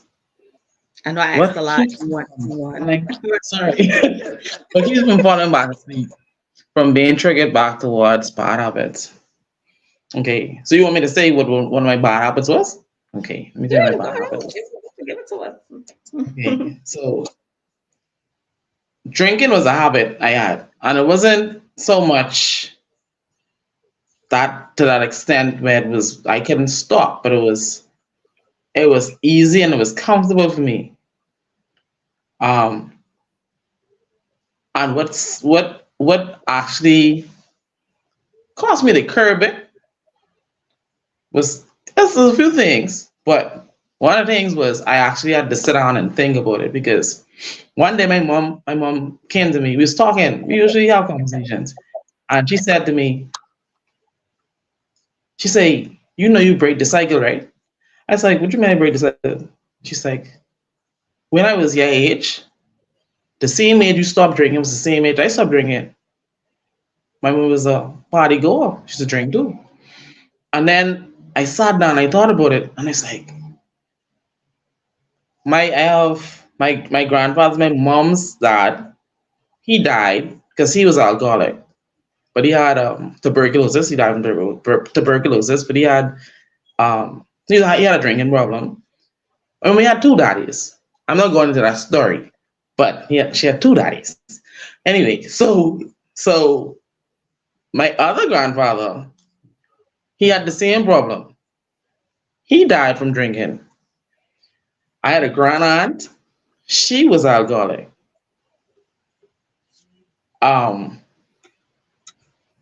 Who else? There was a few members of my family who were older who had that problem. Mm-hmm. And when I really sat down and thought about it, I was like, something? Let me stop. And it wasn't like it was a problem afterward. I just stopped cold turkey. I just stopped because I didn't want to be them. End up getting sick and can't function and can't work, because when you get sclerosis at a level because of alcoholism, it damages you. It really damages you. And then,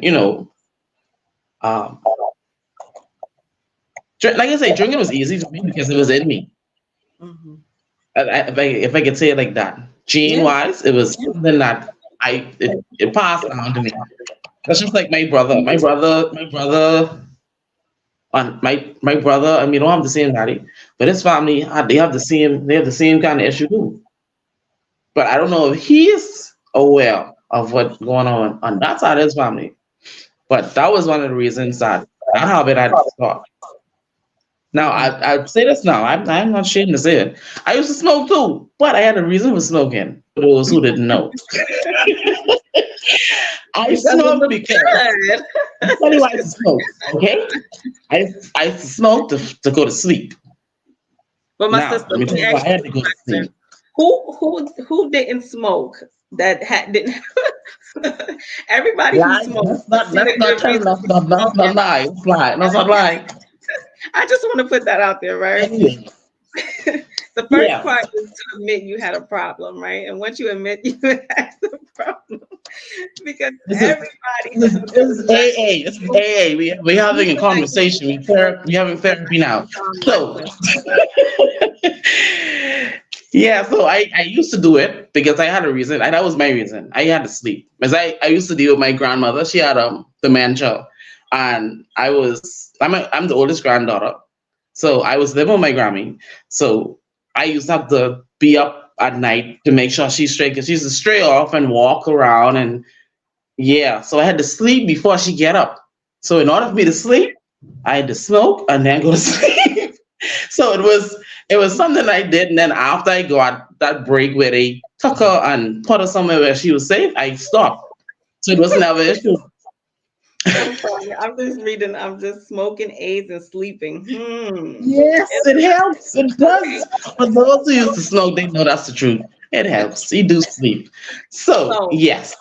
so did it become? And I'm asking, did it become more than just for sleeping, right? Because we all have a good reason why. Some of us have anxiety. Some of us, we can't have a conversation without feeling like, man, I just need to kick back and I need to calm myself. Everybody has a good reason for smoking, right? And I'm not going to make your reason any better than anybody else's, right? I No, do that's my understand. reason. I'm I do second to that answer. That's my understand. reason. And I'm only saying this because I don't want my son coming home one day like, mommy, I just couldn't sleep, you know? So No, but another thing was I was under pressure. I was under a lot of pressure too, because like I said, it was just me in my house, my Grammy, and she was going through that, and I didn't really fully understand what was going on. So in order to keep me calm, that's what I had to do. I mean, I didn't have to, but that was my drug of choice. Let me say it like that. right. And that's Like it could the have been something else. yeah. And that's the point. We all made choices based on just our Yeah. circumstances, and we try to do what makes things comfortable and easy for us. And that was all of us, right? I'm pretty Yeah. sure everyone on this screen has smoked and drunk at some point, in their lives. So no one here is above that. But we just want to take those experiences now and say, how can we still duplicate the feeling, right? Because now, as a conscious person, I get a natural high. Like I don't know how to explain it, but it's a natural high that I get from truth. Like truth makes me feel a certain kind of way. Reading makes me feel a certain kind of way. The way that you will feel kind of just being up and you may be smoking or drinking, you may not even go to sleep to the next morning. And that comes with a feeling, right? And that same feeling you can get in a constructive way from staying up and I can't go to sleep until I gotta read this book, or I gotta read or I have this this show tomorrow. I'm gonna be on the music corner. Everything that you're doing, allows you to counter those bad habits. And so I'm just saying that to say we Mhm. can still duplicate the results in a Yeah. positive way. But Right. one more thing. I'll say this now because you said what caused me to what's the sentence you used before the hobby part? You said um What, we all get triggered. So I was asking you, what keep from can falling back asleep again. Right. That's what I was talking about. Falling back asleep again. Well, becoming an attorney for what 7 going on 8 years, I think. It has kept me busy, like on a level where I never ever ever ever ever thought I would have been this busy, and I don't have time to even think about things like that anymore. Because even if I see it or if I wanna go towards it, I'm like, nah, let me go and find something else to do.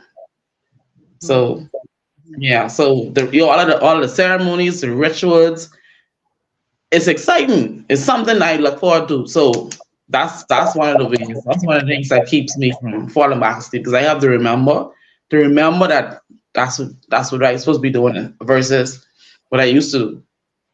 It's easy to go back that way. Easy. Like like Right.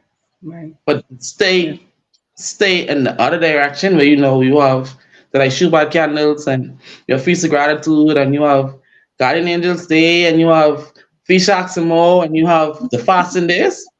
Sometimes you don't want to do it. It's hard. It's like pulling teeth. But And that's a true sleeping aid when you yeah. stay so busy doing the right thing that Mhm. you want to you're like, man, listen, I don't even need help. Just put me on the bed. Busy doing things. And so Yes, I it's rough definitely sometimes. understand. So thank you. And that's real what you said. And I appreciate you sharing that with everyone because sometimes we get scared to say the things that we've done because we only want people to see this version of ourselves. But it's important to show who we were, and where we've come from. So I want to pass it over to Sister Simone and Brother Hildy. Habits. I had a whole heap of bad a whole heap of bad habits. Same with Sister Alexis. Smoking, drinking, that was my thing. Like going out, it was just for fun. Like I just enjoyed it. And to be waking up the next day without a hangover was an achievement. But I'd say the most major habit I had when I reflect back in my 20s, I'm 34 now, but the whole of my 20s, it was literally party, travel, work, save your money, party, travel, carnival, repeat for 10 years. Mhm. And within that, yeah, I built my career in terms of work. I've got materialistic things. I got a car, you know, I managed to save up, but where was the money to show? Spent it, clothes, hair. Again, it was just 10 years of now looking back, wasting time and not really achieving anything. Mm. And that was due as well to just how we lived in the UK and the friends I was around. We all just wanted to do the same thing. That was the hot topic. You know, Thursday, Friday night, it's like, right, where are we going to be? What club are we going to go to? What is it, 3 before 10? How many drinks we're going to have? Let's drink before we leave. Or let's eat before we drink because we're going to throw up. So that was just literally, group chats was just about party, carnival, what section you in, what band you playing with. That was just literally it for 10 years of my life. And since joining Atonism, again, like what Sister Alexis said, there's literally no time for that. And the teachings that I got, like it made me sit back and think and look at myself. And again, like with the drinking, there was a teaching about, you know, what spirit is, your drinking, what it does to your frequency, what it does to your chakras. You know, things like that. It's like you can't miss that. How could you not act upon what you've just heard? What am I really doing internally to my body? Yeah, I may look good, but what's going on inside? And I just gradually like started to reduce that. And then, yeah, some friends fell off the map, or I went on a different path. And some friends are still there and they respect that. And they go, oh, we got the non-alcoholic drink for you. Like they respect the journey that I'm on and the changes that I've made in my life. And now, obviously, Brother Hildy and I've got a baby. It's what is she gonna see? What am I gonna teach her? How is she gonna grow? Because we're living in hard times right now. We're not living in, you know, where you can just go run out and play. Like children are getting killed, children are getting raped, children are getting murdered in our face on social media.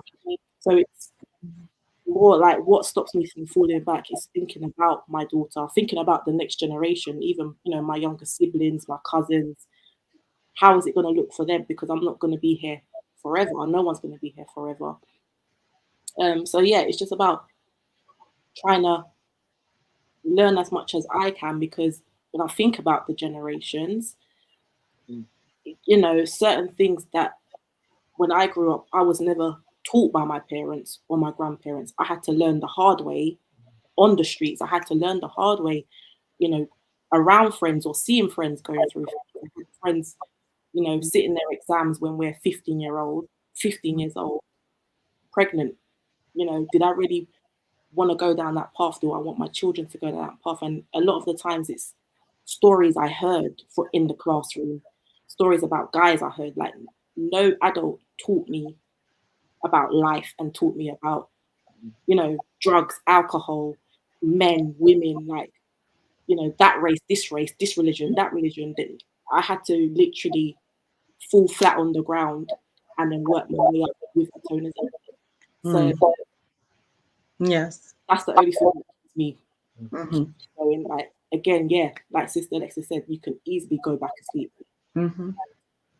Going back asleep is not doing what I'm doing anymore, and that's not an option for me anymore. And I'm happy where I am. I'm realizing who I am again. Like my tone, like for years, Kahuna would be telling me, use your tone. And sometimes I still kind of, hi. Yeah, sometimes I still I still, yeah, but I improve. Like when I hear myself speak, I'm like, whoa, is this me? Like, because I was just living the way society expected us to live. I was dressing the way society expected us to dress. I was acting, I was behaving the way, I saw on the TV. I wanted to be that girl. I wanted to be, the one that got seen. So yeah.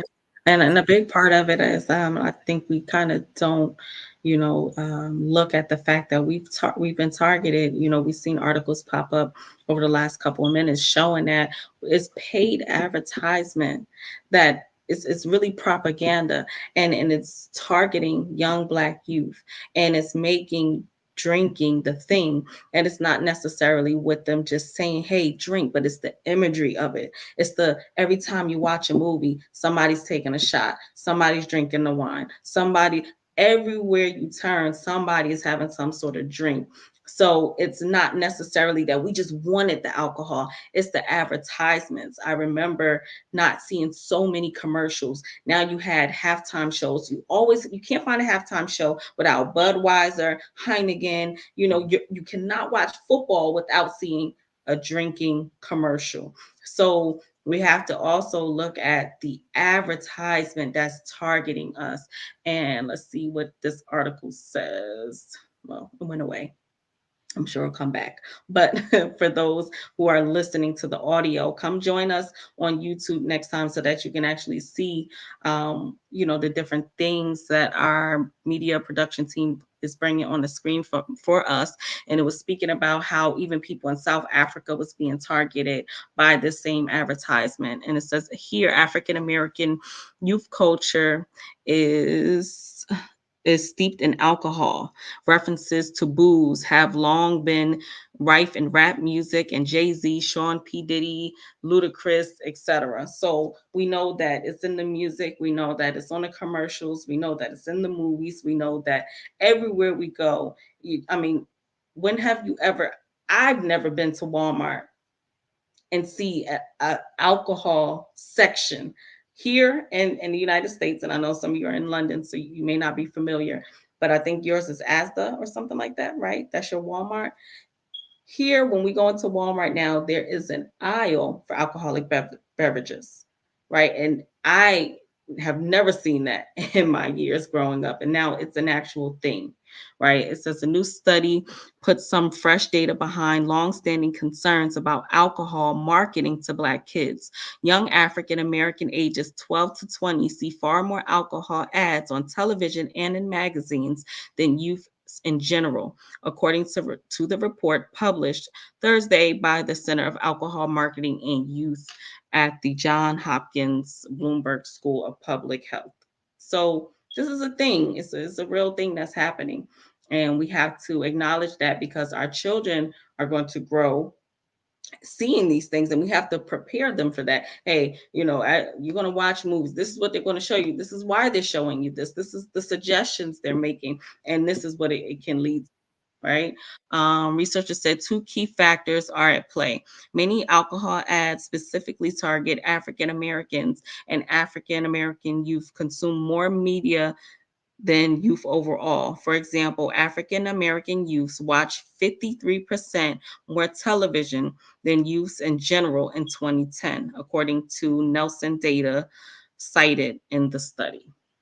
So this is factual. So this is things that we can all research, things that we can share with our children and our friends and family. So thank you for the media production team for introducing that to us. I want to keep going. Just we're running on time, but I don't want us to leave without kind of just showing how we became conscious, how it's not a corny thing, right? Some people make it seem like, oh man, that's corny.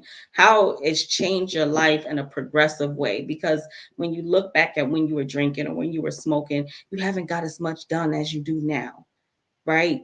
There's nobody that's drinking every day and that's smoking every day and that's turning numbers and that's, hitting their goals and making the accomplishments that they want to make. I know Brother Damaris and Sister Shabria, they're in school, so many different things that you would not have been able to do as you were drinking and smoking before. So these are all things that we're trying to show to be beneficial, right? And so, brother, where were we? Who went last? Let's try. Go ahead, Sister Simone. So now it's on you, Brother Hildy, if you can let us know as well as your experience and what is keeping you guarded to not fall asleep again. Well, the first thing I would like to just say, I mean, while everyone was speaking, I was so engrossed in everyone's different stories. And somehow, I mean, I've realized that we all kind of tie in somehow. We all share kind of similar experiences. And it's funny because this led me back into my childhood.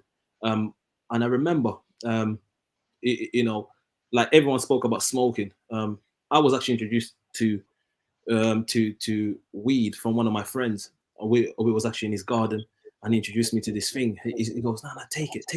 You know, it's gonna be okay." I'm like, but I don't really smoke. Like, take it. You know, peer pressure, because I was around a lot of people, a lot of men, and with no exaggeration, on a good day, I mean, if you would have caught me on ends, which you know, if you would have caught me in East Ham, you would have seen me with at least 40 man, and that's just on a normal day, right? We used to go to college, and then we all used to regroup, and then we used to just chill. So I was introduced to weed that way via friends. And it so happened to be that I got hooked into it. Initially, I did it just to try because everyone else is trying, everyone else is doing it. So, you know, once I tried, I got hooked on it. And because of my experiences and my background, you know, growing up without a father, growing up without a mother, you know, and then having gone through social services, right, where you live through the social care system and you're growing up in it, and then you see how the racism and how they target you as a black male, all of that, right? To fast forward it. You know, it latched on to me. Like, it latched on to me to a point where I used to smoke so much, like every day. Like, I became, what they used to call me, maga, right? I became I became skinny, right? That's true story. You know, so we used to chill by the car park and smoke, and we used to go by friends' house, and we used to do traffic lights, all of that crazy stuff. And one day I was walking. It's just one day I was walking. And I was actually walking in the high street, and something just got me. It's like, boom. Like literally, it's just an experience like that. Boom. And I was like, whoa. I was so high, right? It's just like, boom. And I was like, whoa, what's going on? And something just asked me. And he asked me, bro, when was the last time you saw sunlight? And that experience, like literally, I know it sounds crazy, right? But that experience like stayed in my head. And for days that would be playing in my head. So, you know, when I was sober, like I got home that night, you know, you have the munchies, you eat, and then you go to sleep. And they say you go to college. And I'm like, well, what was that last night? Like, it was so weird. Like, it's just a question, like, boom, like literally, it's like, when was the last time you saw sunlight? And that was it. And from that day, I was like, rah, for real, I haven't seen sunlight for a few days. So that means I was heavily smoking, right? So, so, you know, on top of that, that's one of the bad habits. And you know, the way I was dressing, you know, different indications came in. So the way I was dressing, I realized, hold on, like, why am I dressed this way? You know, why am I wearing my trousers below my waist? You know, we call it low bats in England. At that time, we used to call it low bats, right? Yeah, because it is below your waistline, which they call it a batty. So we say low bats, right? So all of that type of dress code, and then, you know, just tracksuits and all of that. And I thought to myself, wait, why am I dressed this way? You know, fast forwarding time, you know, I met a friend just out of the blue. I was in one of my friend's father's kitchen, right? So I always got along with adults more than I got along with people my age. And it's so weird because I always engaged in conversation better with adults. So I was in his kitchen, I was talking, you know, to him, and we was having a heavy debate because I used to research a few things. So one of the things that actually pulled me was like, you know, ufology, you know, Freemasonry. So all that kind of conversation used to just pull me. I don't know why, but it used to pull me. So we used to speak, you know, and the guy told me, you know what, I know exactly where you got that information. And I was like, what do you mean you know where I got this information from, right? So he said, I'll take you somewhere. A few Sundays after, he took me somewhere. And then on a Wednesday, he took me somewhere else, but it was a part of the same group. And at the time, it was called Journey Home Group. So we was there, and it was just answering questions. First time I went there, to tell you the truth, like, I fell asleep. It was so much being discussed. I was like, my brain is on overload. I can't take it. I was gone. Tap out. Gone. Yeah. Gone. So, so that then later on, fast forward in the time, right? All these bad habits, right, with then became what then became the Holy Coptic Church as organized. So within the Holy Coptic Church, then you will learn about why you dress this way, why the black man is targeted, and certain lectures that I was attending at the time and certain teachings that I was learning on a Sunday. It got me to just reshape the way I think, right? It got me to think about. I was given an accountability partner. My accountability partner is hardcore. Anybody that knows Brother Johnny Moon, my accountability partner. Hey, Brother Hildy, Namaste, what you doing? How you doing? This and this and that. This, those things there, right? Accountability partner, and then not only that, I stopped hanging around certain people because I was attending, history talks, black this and black that. I told my friends, listen, I don't want to do this anymore. I'm going to change, right? But let's all do it together. And at the time, I didn't realize, maybe just me, I was supposed to walk through this alone, right? So they weren't ready to walk with me. So I took my path, and eventually everyone started to separate. I went my way, everyone went their way. So I became friendless, right? I had no friends whatsoever. And at times now, same friends that were there, now they're looking for, funny enough, they come, yo, what are you talking about? I saw you, your people on Facebook, I saw your people on YouTube. It's mad because I was 17 then, right? I'm now 34. And sorry, 33. No. See? Influence. I'm thinking about birthday ahead of time. So imagine, I'm now 33, right? And back then I was 17. And that whole gap, that whole time, I've had people to guide me that I've never had in my life. Like, for example, I never had a father figure in my life. I've never had a mother figure in my life. So I had to literally relearn based on this new environment that I had found. So I found a man called Montu at the time. At the time, that's how he was called, Montu. But today we call him Kahun Montu Ta, because rightfully so, which is a high priest. And he used to speak to me and he used to be like, listen, this is what you need to do. As a man, you do this, you do that, you do this, you do that. And the other brothers like, Uncle Desi, Brother Mondi, and so forth. Those people there that I firstly got initially contact, and Sister Diana, which was very influential, right? Very influential, or Sister Rima App, which was very influential in my life because they taught me things that I could never now remove. They said, no, it's okay to be this way, or it's not okay to be that way. So that accountability now, and plus, because I have no other environment other than this, like I got friends, I got family, but all my family knows when they start speaking about football 24/7, I fall asleep in 5 minutes. And everybody knows I'm like the black sheep. Everyone starts speaking about football for 10 minutes. I'm like, I'm gone. If we're not speaking about things that, like, I can't stay on a topic that it's not allowing us to grow. I'm not saying that football doesn't allow you to grow. It does for those that are fans and they're speaking about that way inclined. I'm more like, okay, tell me about how are we going to get out of this? How are we going to, fix our life? Where's our children going to go? What's the legacy we're going to leave for them in the future? How are we going to sustain ourselves as black people that we're facing oppression? They don't see oppression. So, on top of that, I've lost some family members.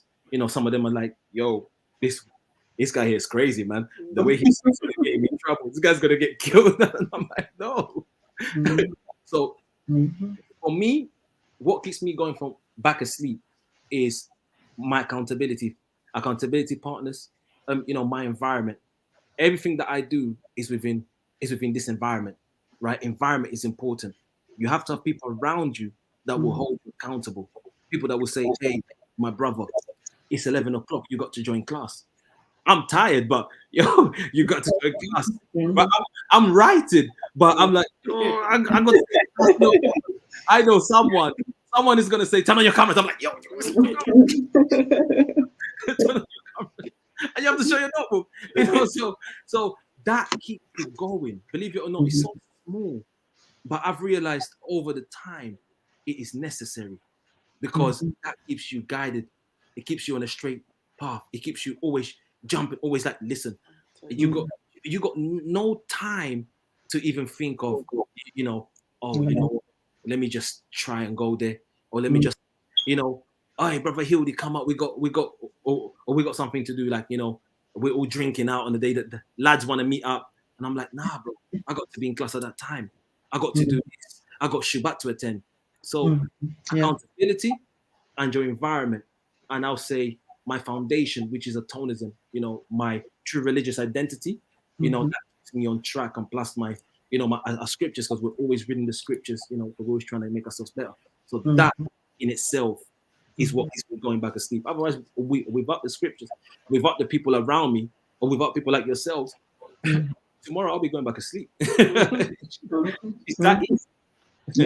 Yeah, that's the truth, and the accountability is a big part of it, because sometimes we reject the truth, you know, but the truth is the only thing that's going to keep us awake, right? Truth is the only thing that will keep us awake. So that accountability keeps us in truth, you know, where we can have conversations now, sitting amongst each other, and someone like tell me, where my sister Alexis go? And she might say something, and I laugh with her, and she might say, man, I just wanted to go to sleep. And I'm like, girl, stop. And she like, you know, she might say to me, Sister Zani, now you know, and I'll laugh, but that's sisterhood, that's accountability. And here we don't run from that, right? We don't run from that. We don't reject it. We don't find it to be offensive. We love truth, right? And we know that's the only thing that would keep us from, you know, being asleep, and to even wake up in the first place. Something has to wake you up, and the Holy Coptic Church being that foundation, right? Some people just say, you know, consciousness, or, you know, they just give it a general grouping, but the Holy Coptic Church has awaken us to a whole different level than you ever experienced before, because not only is it information, but it's information put into action. Because I've been conscious before in the past, but never have I had to take action on that consciousness. It can be used to sound deep, to have conversations, and to sound like, you know, you're the smartest in the room. But when you have to live it, it's a whole different level of accountability. It's a whole different lifestyle. And so that's one of the biggest things, is that you're not just conscious, but you're living consciousness every day. And that's a beautiful thing to see. You know, that's a beautiful thing for me to see with all the faces on the screen today. So I want to keep going. Sister Alexis LaFleur, I'm glad you're back. And then we'll go to Sister Azaria and to Brother Misu. Can you please let us know what's keeping you guarded? Actually, before we use Sister Azaria, what is keeping you guarded, right? I see you were able to get the baby down, so I want to kind of get you going. What is keeping you guarded from falling back asleep today?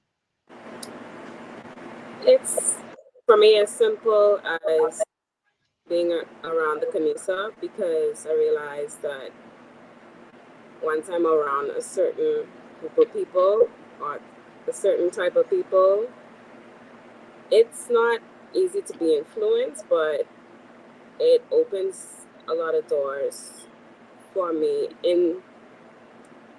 Because I wouldn't say that I don't sometimes fall short, but I know that if I'm around my family here in Nassau, then I know I have to walk a certain way, I have to dress a certain way, I have to have my nose ring, or they help me stay on that line, that straight and narrow. So being around the Kanisa, assisting where I can, events, that helps me stay focused. Versus if I'm around people who, you know, they're drinking every weekend, or that's what they do to relax or tune up. I'm not really trying to be around that type of people, because I don't really identify with that anymore. And now I've been in atonism for a while, but now I'm really trying to establish amongst my friends and family that, you know, this is what I'm doing, this is the direction I want to go in, and certain things that you're doing, I'm straying away from it. So I'm in a period where I'm trying to establish atonism within my social circle. So being around the Kanisa, that's it for me. That helps me a lot. Okay. Okay, thank you. And you're not trying, you're doing it. The fact that it's Friday and we're here having these conversations says that you're doing it, right? Because we could be doing anything else. Right now, people sipping, right? People smoking so they can go to sleep. And so right. And so, but we're here having this conversation. So you're doing it. Brother Misu. Well, let's go back. Um, how did I get to this point? It all started with a seed. Somebody had to plant that seed. There was a brother who used to come around at one point, and he would always share knowledge, share some insights, some wisdom, And I was like, man, you deep. But at that time, I was still into the church. You see, so and um, they would have their fellowships on a Wednesday night, and I was like, man, I'm in Bible study at Wednesday night too, at my church. You know what I'm saying? I'd like to go, but y'all got to do it on another night. And so the Most High made it so where I was able to, my eyes was able to open up a little bit more because somebody, said, check this person out. And I just started researching, and it was a fellow by the name of Babatum Ray. And, I saw this gentleman stand up in front of a crowd, and he was just riddling off information, and he quoting from the scriptures. And I said, hold on 1 second. Let me put this thing on pause. Let me grab my Bible and let me see what this brother's saying. Let me see if what he's saying is true. And, I went through and said, God damn, this brother really riddling off everything to the T. And I said, hold on 1 second, because I would be up, 3-4 o'clock in the morning just seeing what's going on. And, after so much research, I said, you know what? I need to join something like this. And but before that point, I always used to hear this gentleman on the radio who was also known as Uncle, who is now Al Cahoon, right? And he always used to be, bringing forth information, and there were some things he mentioned about DNA and RNA. I say, I never heard this information on this level before, but I know one thing. It sounds, like some truth, because it resonated with me, And I would always tune into the radio thinking that I would, be able to catch this guy every day. But apparently he needs to come on at certain days, right? Anyhow, so I was able to call the brother, and who always used to bring forth, insight and wisdom, et cetera, and sharing knowledge. And I said, man, listen, where y'all located? And at the time, we were located down in Bean Town. And I said, okay, I will be there on Wednesday. And sure enough, I didn't find it the first go around, but I called them up and they say, stand on the road and I'm going to walk back down and I'm going to get to that point. And man, listen, as soon as I walk inside that class, I say, these people asking these questions way over my head. And I say, what going on here? And I say, anyhow, I know it sounds good. The information sounds good, but I say, I know I'm in the right place. And from that point, something changed. You know what I'm saying? I was introduced to solar biology, one of the first my first parchment. And as I started to read that book, I said, wow, just some large type information. I don't know if I should share this book with anybody, And, reading it and I've never been introduced to any information like that because, I was always in the church. Nobody never taught me any of this thing, you know what I'm saying? But from that point, something changed, you know what I'm saying? I wanted to know how did we truly pray. I wanted to know how we eat. I wanted to know how we drink, how we carry ourselves from that point, you know what I'm saying? And now, fast forward, how do I keep myself from falling back asleep, well, I just plug in. You know, our boss just always say, plug in, just plug in. You know what I'm saying? Like, we have classes almost every day. You know, like Brother Hildy say, yeah, man, I'm tired too. I'm trying to write and I'm trying to stay up, and I'm like, all right, Sister Zandi asks another question.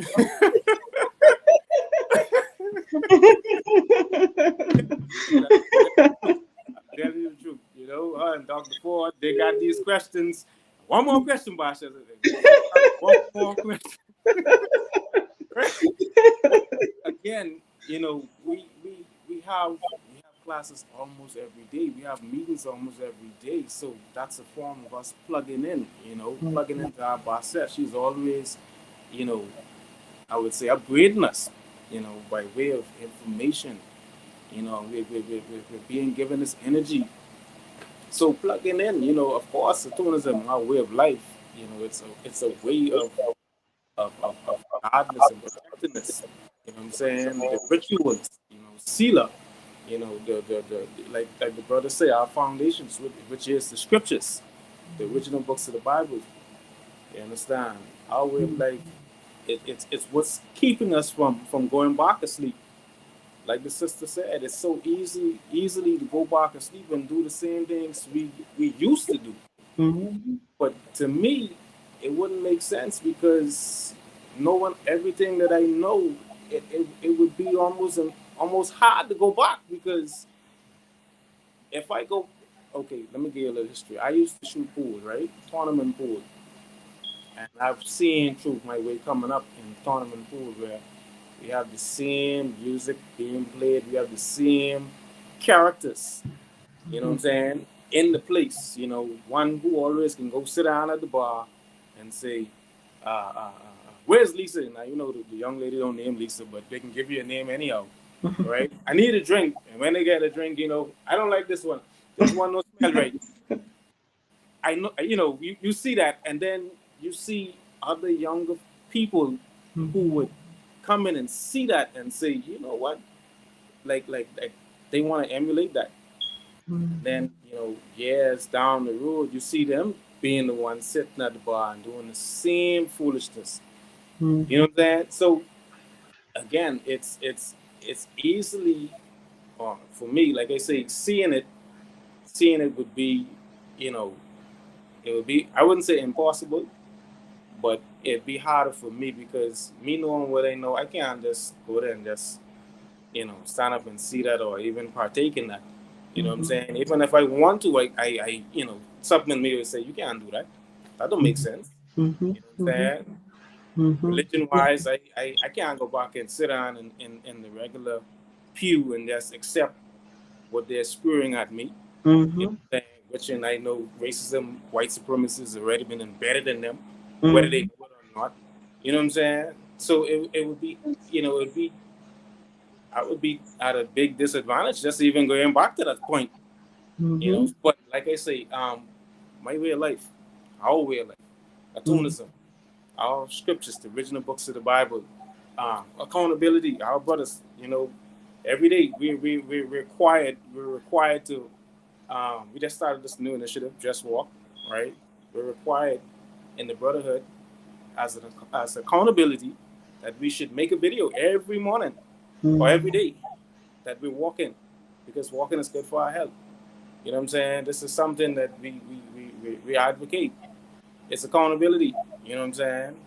But, you know, our way of life keeps us. It guards us from trying to fall back asleep. Yes, thank you, Brother Misu. Okay, lastly, Brother Demarius and Sister Shabria, would you also like to take that question, please? Yes, my journey into, you know, consciousness and spirituality came first and foremost from revelation in the Bible.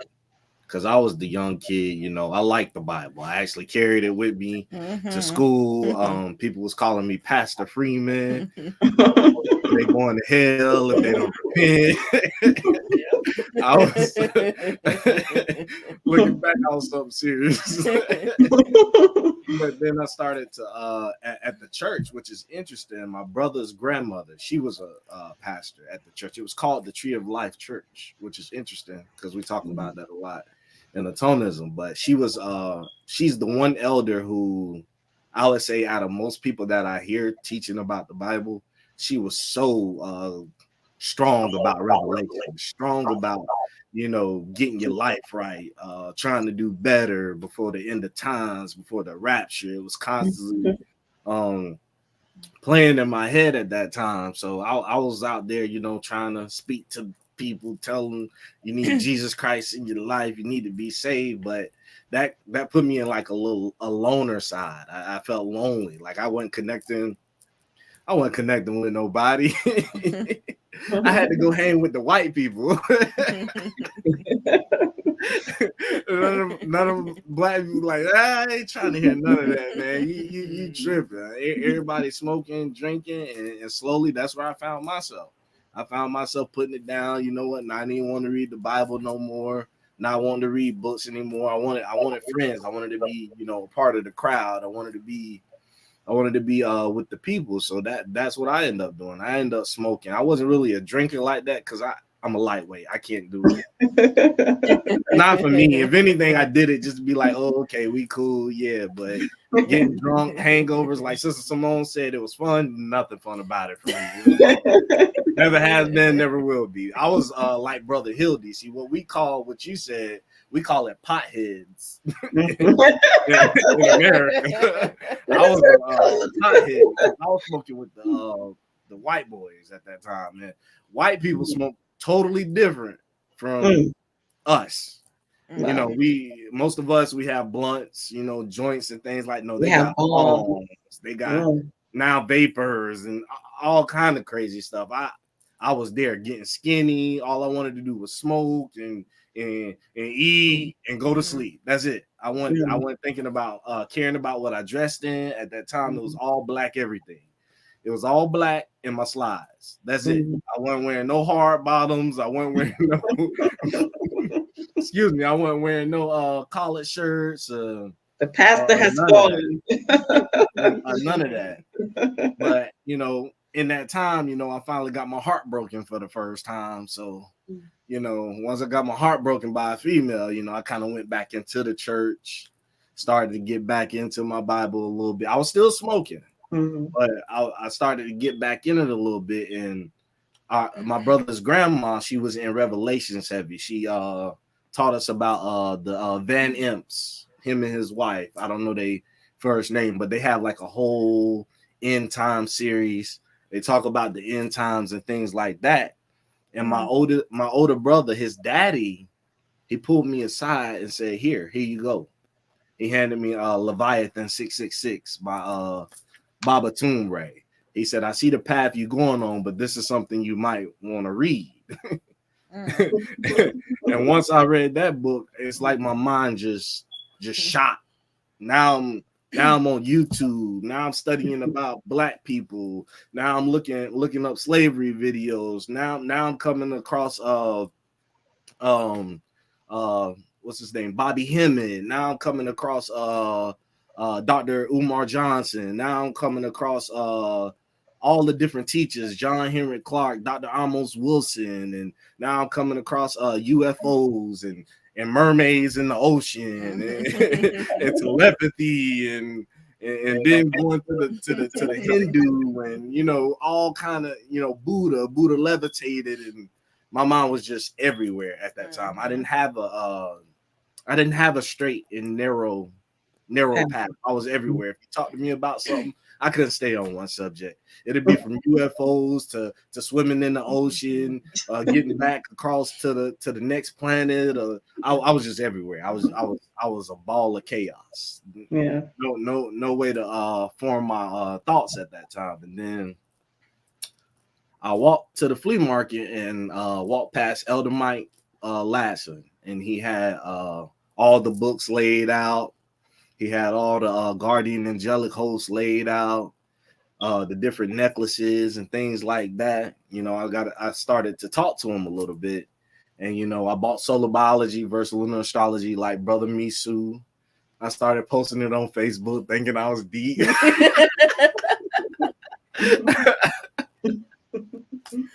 But I kept hitting Elder Mike and Elder Chris up, and I kept asking them when they teaching classes, because at that time we was in Elder Chris's apartment in chairs with the board up, speaking information, asking questions and things.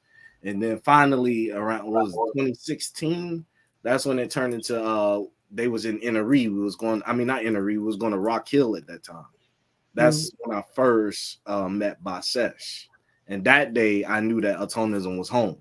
That's the first day I felt like, okay, I'm where I belong. And I haven't looked back since. I actually say this a lot. Atonism is the first thing that I picked up and never put down. It's the one thing that I've stayed consistent with throughout my life. And I'm going to carry that with me on my journey, because, I wasted a lot of opportunities when I was younger out here, doing what we do, smoking weed and partying, drinking, horrible relationships, we all know what we go through. Wasted a lot of time with that. But thankfully, I did find Atonism, and that's what keeps me grounded, because here you can't just talk it. There's no talking. There's no having good lip service, because I say that a lot now. When I hear people talk, I'm like, you got a good lip service, but your actions ain't, it's not lining up. And that's what keeps me grounded, because Atonism aids me in staying lined up, meaning I know I have to be an example at the end of the day. When you delve into all of the great teachers that we've had, they all had to be an example. And we can't just talk about them or just say, oh, they taught this and they taught that. No, we got to actually live it. We got to actually build something off of it. So coming up out of monotheism or Christianity, at that time, I didn't want to be a hypocrite. I didn't want to be teaching something that I'm not actually practicing. Or I didn't want to teach nobody a lie. So when I found Atonism, it was like, I don't know, like Big Bang or something. Divine intervention. It was everything, because now I know that I'm rooted, I'm grounded in it. It's my foundation. Now I know when I speak to either my spouse or my family, I know I'm not leading them astray. I know I'm leading them in the proper direction, even if they don't fully take what I'm saying. Like Brother Misu said, it's just planting a seed. You at least planting a seed in them, and you watching it grow. You're able to see those around you grow in some shape, form, or fashion. But that's how my journey began, and I'm glad it began, because I ain't going to. I got a good life because of Atonism. I'm gonna keep it that way. That's the truth. And before you go to Sister Bree, I just want to add this, because Brother Damaris made two good points. He mentioned our previous leaders, right? And he also mentioned lip service. And we're Atonists, but we have a leader now, right? We had Marcus Garvey. We had BB Marimba Annie. We had we still have Shahrazad Ali, thank goodness. We had different BB Francis Press Wellson. We had the Honorable Elijah Muhammad. We had so many leaders, but now we have walking amongst us today Basesh Haruteptar. It's not a thing of the past. It's not something we have to go and research his life and see what happened. It's not something we have to hear stories of. It's here now. And so it's not a leaderless revolution. It's a living guide that all we have to do is listen to. And that's showing us the way, and that's showing us the path. And it's hard to fall asleep when you have to research everything. Like you said, it's no more lip service. So you can't go smoke because now you know what it does to your brain. Now you know why you can't remember nothing. So it's a different type of competition. Before we competing on who can drink, who can last, who's not a lightweight. Now we like, man, who can remember this information? Do you remember what page was that on? Right. And now you're fighting for your brain to function to its highest potential, when before you were in a whole different, we weren't even having these type of conversations. So it puts you in a different light, and it puts you in a different type of mentality where you would drop to even think about the things that you used to think about, or to partake in those things, you would feel yourself dropping. And we want to stay high, we want to stay lifted, and we want to uplift the next generation. So it is hard, definitely, most certainly harder to fall asleep now than ever before, you know. And Shapria, I seen you nodding the whole time, so I'm sure your experience is similar to Brother Demarius. But if you can also give us your answer before we, you know, close up today. Yes. So my experience is actually on the opposite trend. I didn't grow up in the church. My version of church wasn't to go to church. I was our neighborhood, we go to church to eat the pizza, because that's what they gave us. We go to church to go to Teen Impact. That's when they have like all these games for the young teenagers to go to. And yeah, they gave us a few Bible verses. We didn't listen. We just came for fun. Or they're like, hey, we're going to take you to Carowinds. And that was my experience with church. And I have like a similar background to everybody else. You know, I never smoked. That wasn't my thing. But I have I've drunk before. And then I remember like probably my 23rd birthday. It was like, oh, I want to have a party. We're going to drink a little bit. And then I don't remember how many shots we had. That's how bad it was. The next day I was like, oh, I don't like the way I feel. I quit drinking. I haven't drunk since. It was like, hey, you know, my friends, they call us corny, nutty, crazy because of the way that we live now. And then to walk to this path of atonism is, when I say it's brand new for me, it's been brand new. I've been here for 3 to 4 years now. And that started because I reached out to Demarius, or what we call hit him up in his DMs. I hit him up in his DMs. I did that one. And then we just started talking. You know, we knew each other since we was kids, and he told you the truth. He was the kid that yelled at you if you didn't believe in Jesus Christ, you know. But I was like, hey, what are you a part of? You know, you have all the questions, you know, we ask ladies to try to get our way in. And then he introduced me to solar biology. You were trying to get your way in. Well, you know what I mean. Go ahead, I'm just playing. No, I got my way in. Like, hey, like, you know how we do. I'm not too ashamed, you know. Hey, see the brother. Yeah, I was like, hey, what are you, you know, part of? And he introduced me to like solar biology. I was like, well, you're a Sagittarius. It's like, no, I'm not. I'm like, well, that's when you was born. He's like, I'm part of Shu. I was born on this sign. I was like, okay, well, what about me? So then we started. He sent me pages on top of pages of that book. And I was like, oh, this makes so much sense now. And then we started diving into that. And then he introduced me to the Rise of the Divine Feminine.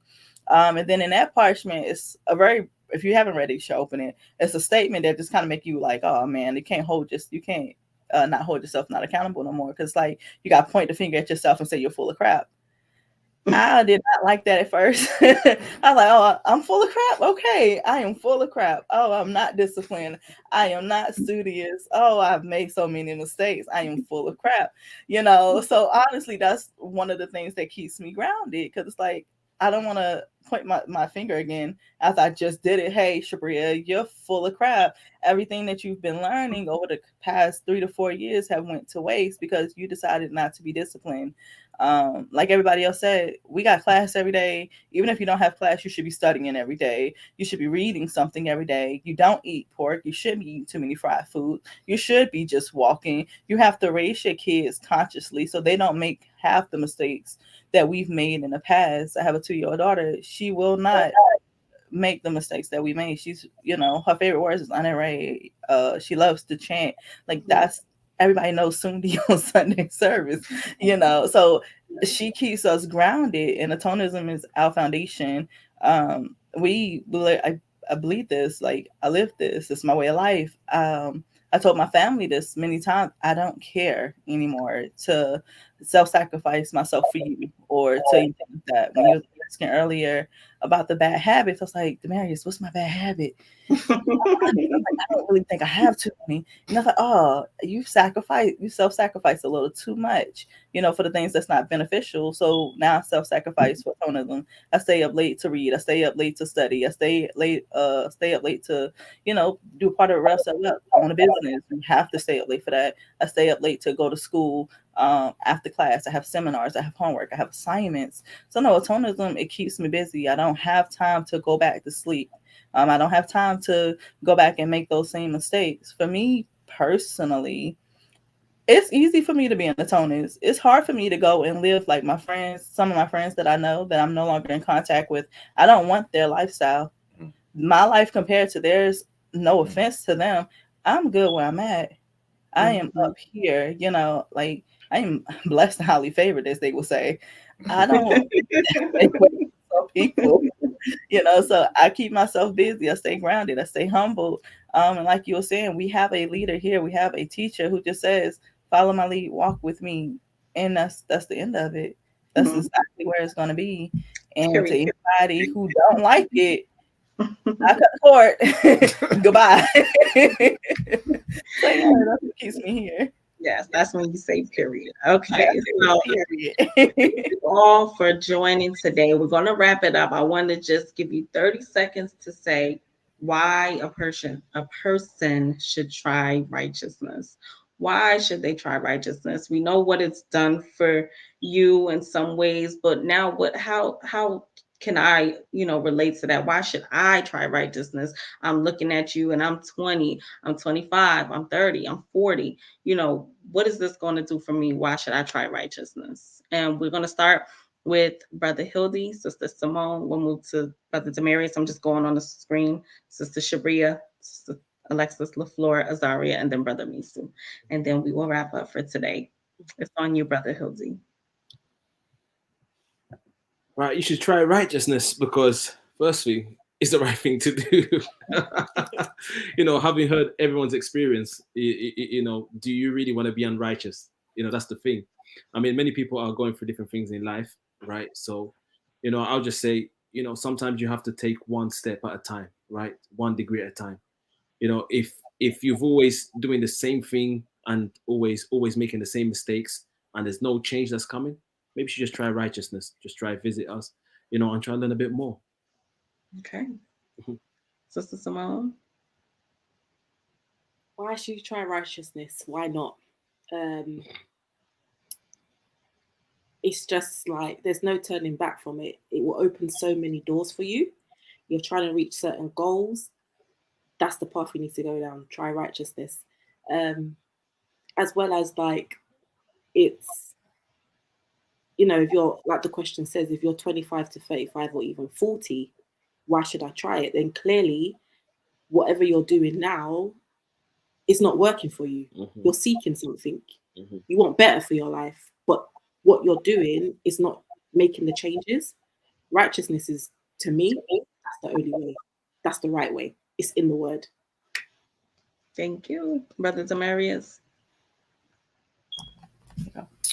Why should I try righteousness, or why you should try righteousness is because there's so many people that came before you that has already done it. Mm-hmm. So you can live today and enjoy all of the opportunities, all the doors that's been open, all the good luxuries, all the nice video games, cars, the road lights that we drive our cars on, the toilets that we use.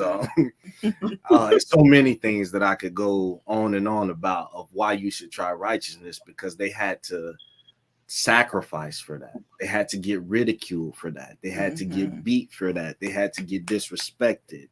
They didn't get their just due in the times that they were living. They had to work 10 times harder than the next person. Mm-hmm. And it's our duty in this time, in this generation, to do that very same thing. So you should try righteousness because we have to pick up the mantle at our age, in our time, so we can have liberation for future generations. Mm-hmm. Yes. Thank you. Sister Shabria? How do you follow up with that? But no, whether you're 25, 35, 40, you should definitely try righteousness, just because, like Sister Simone said, it's already in the word. Righteousness doesn't have to be boring. It don't have to be corny. It don't have to mean you're doing absolutely nothing. Righteousness is sexy.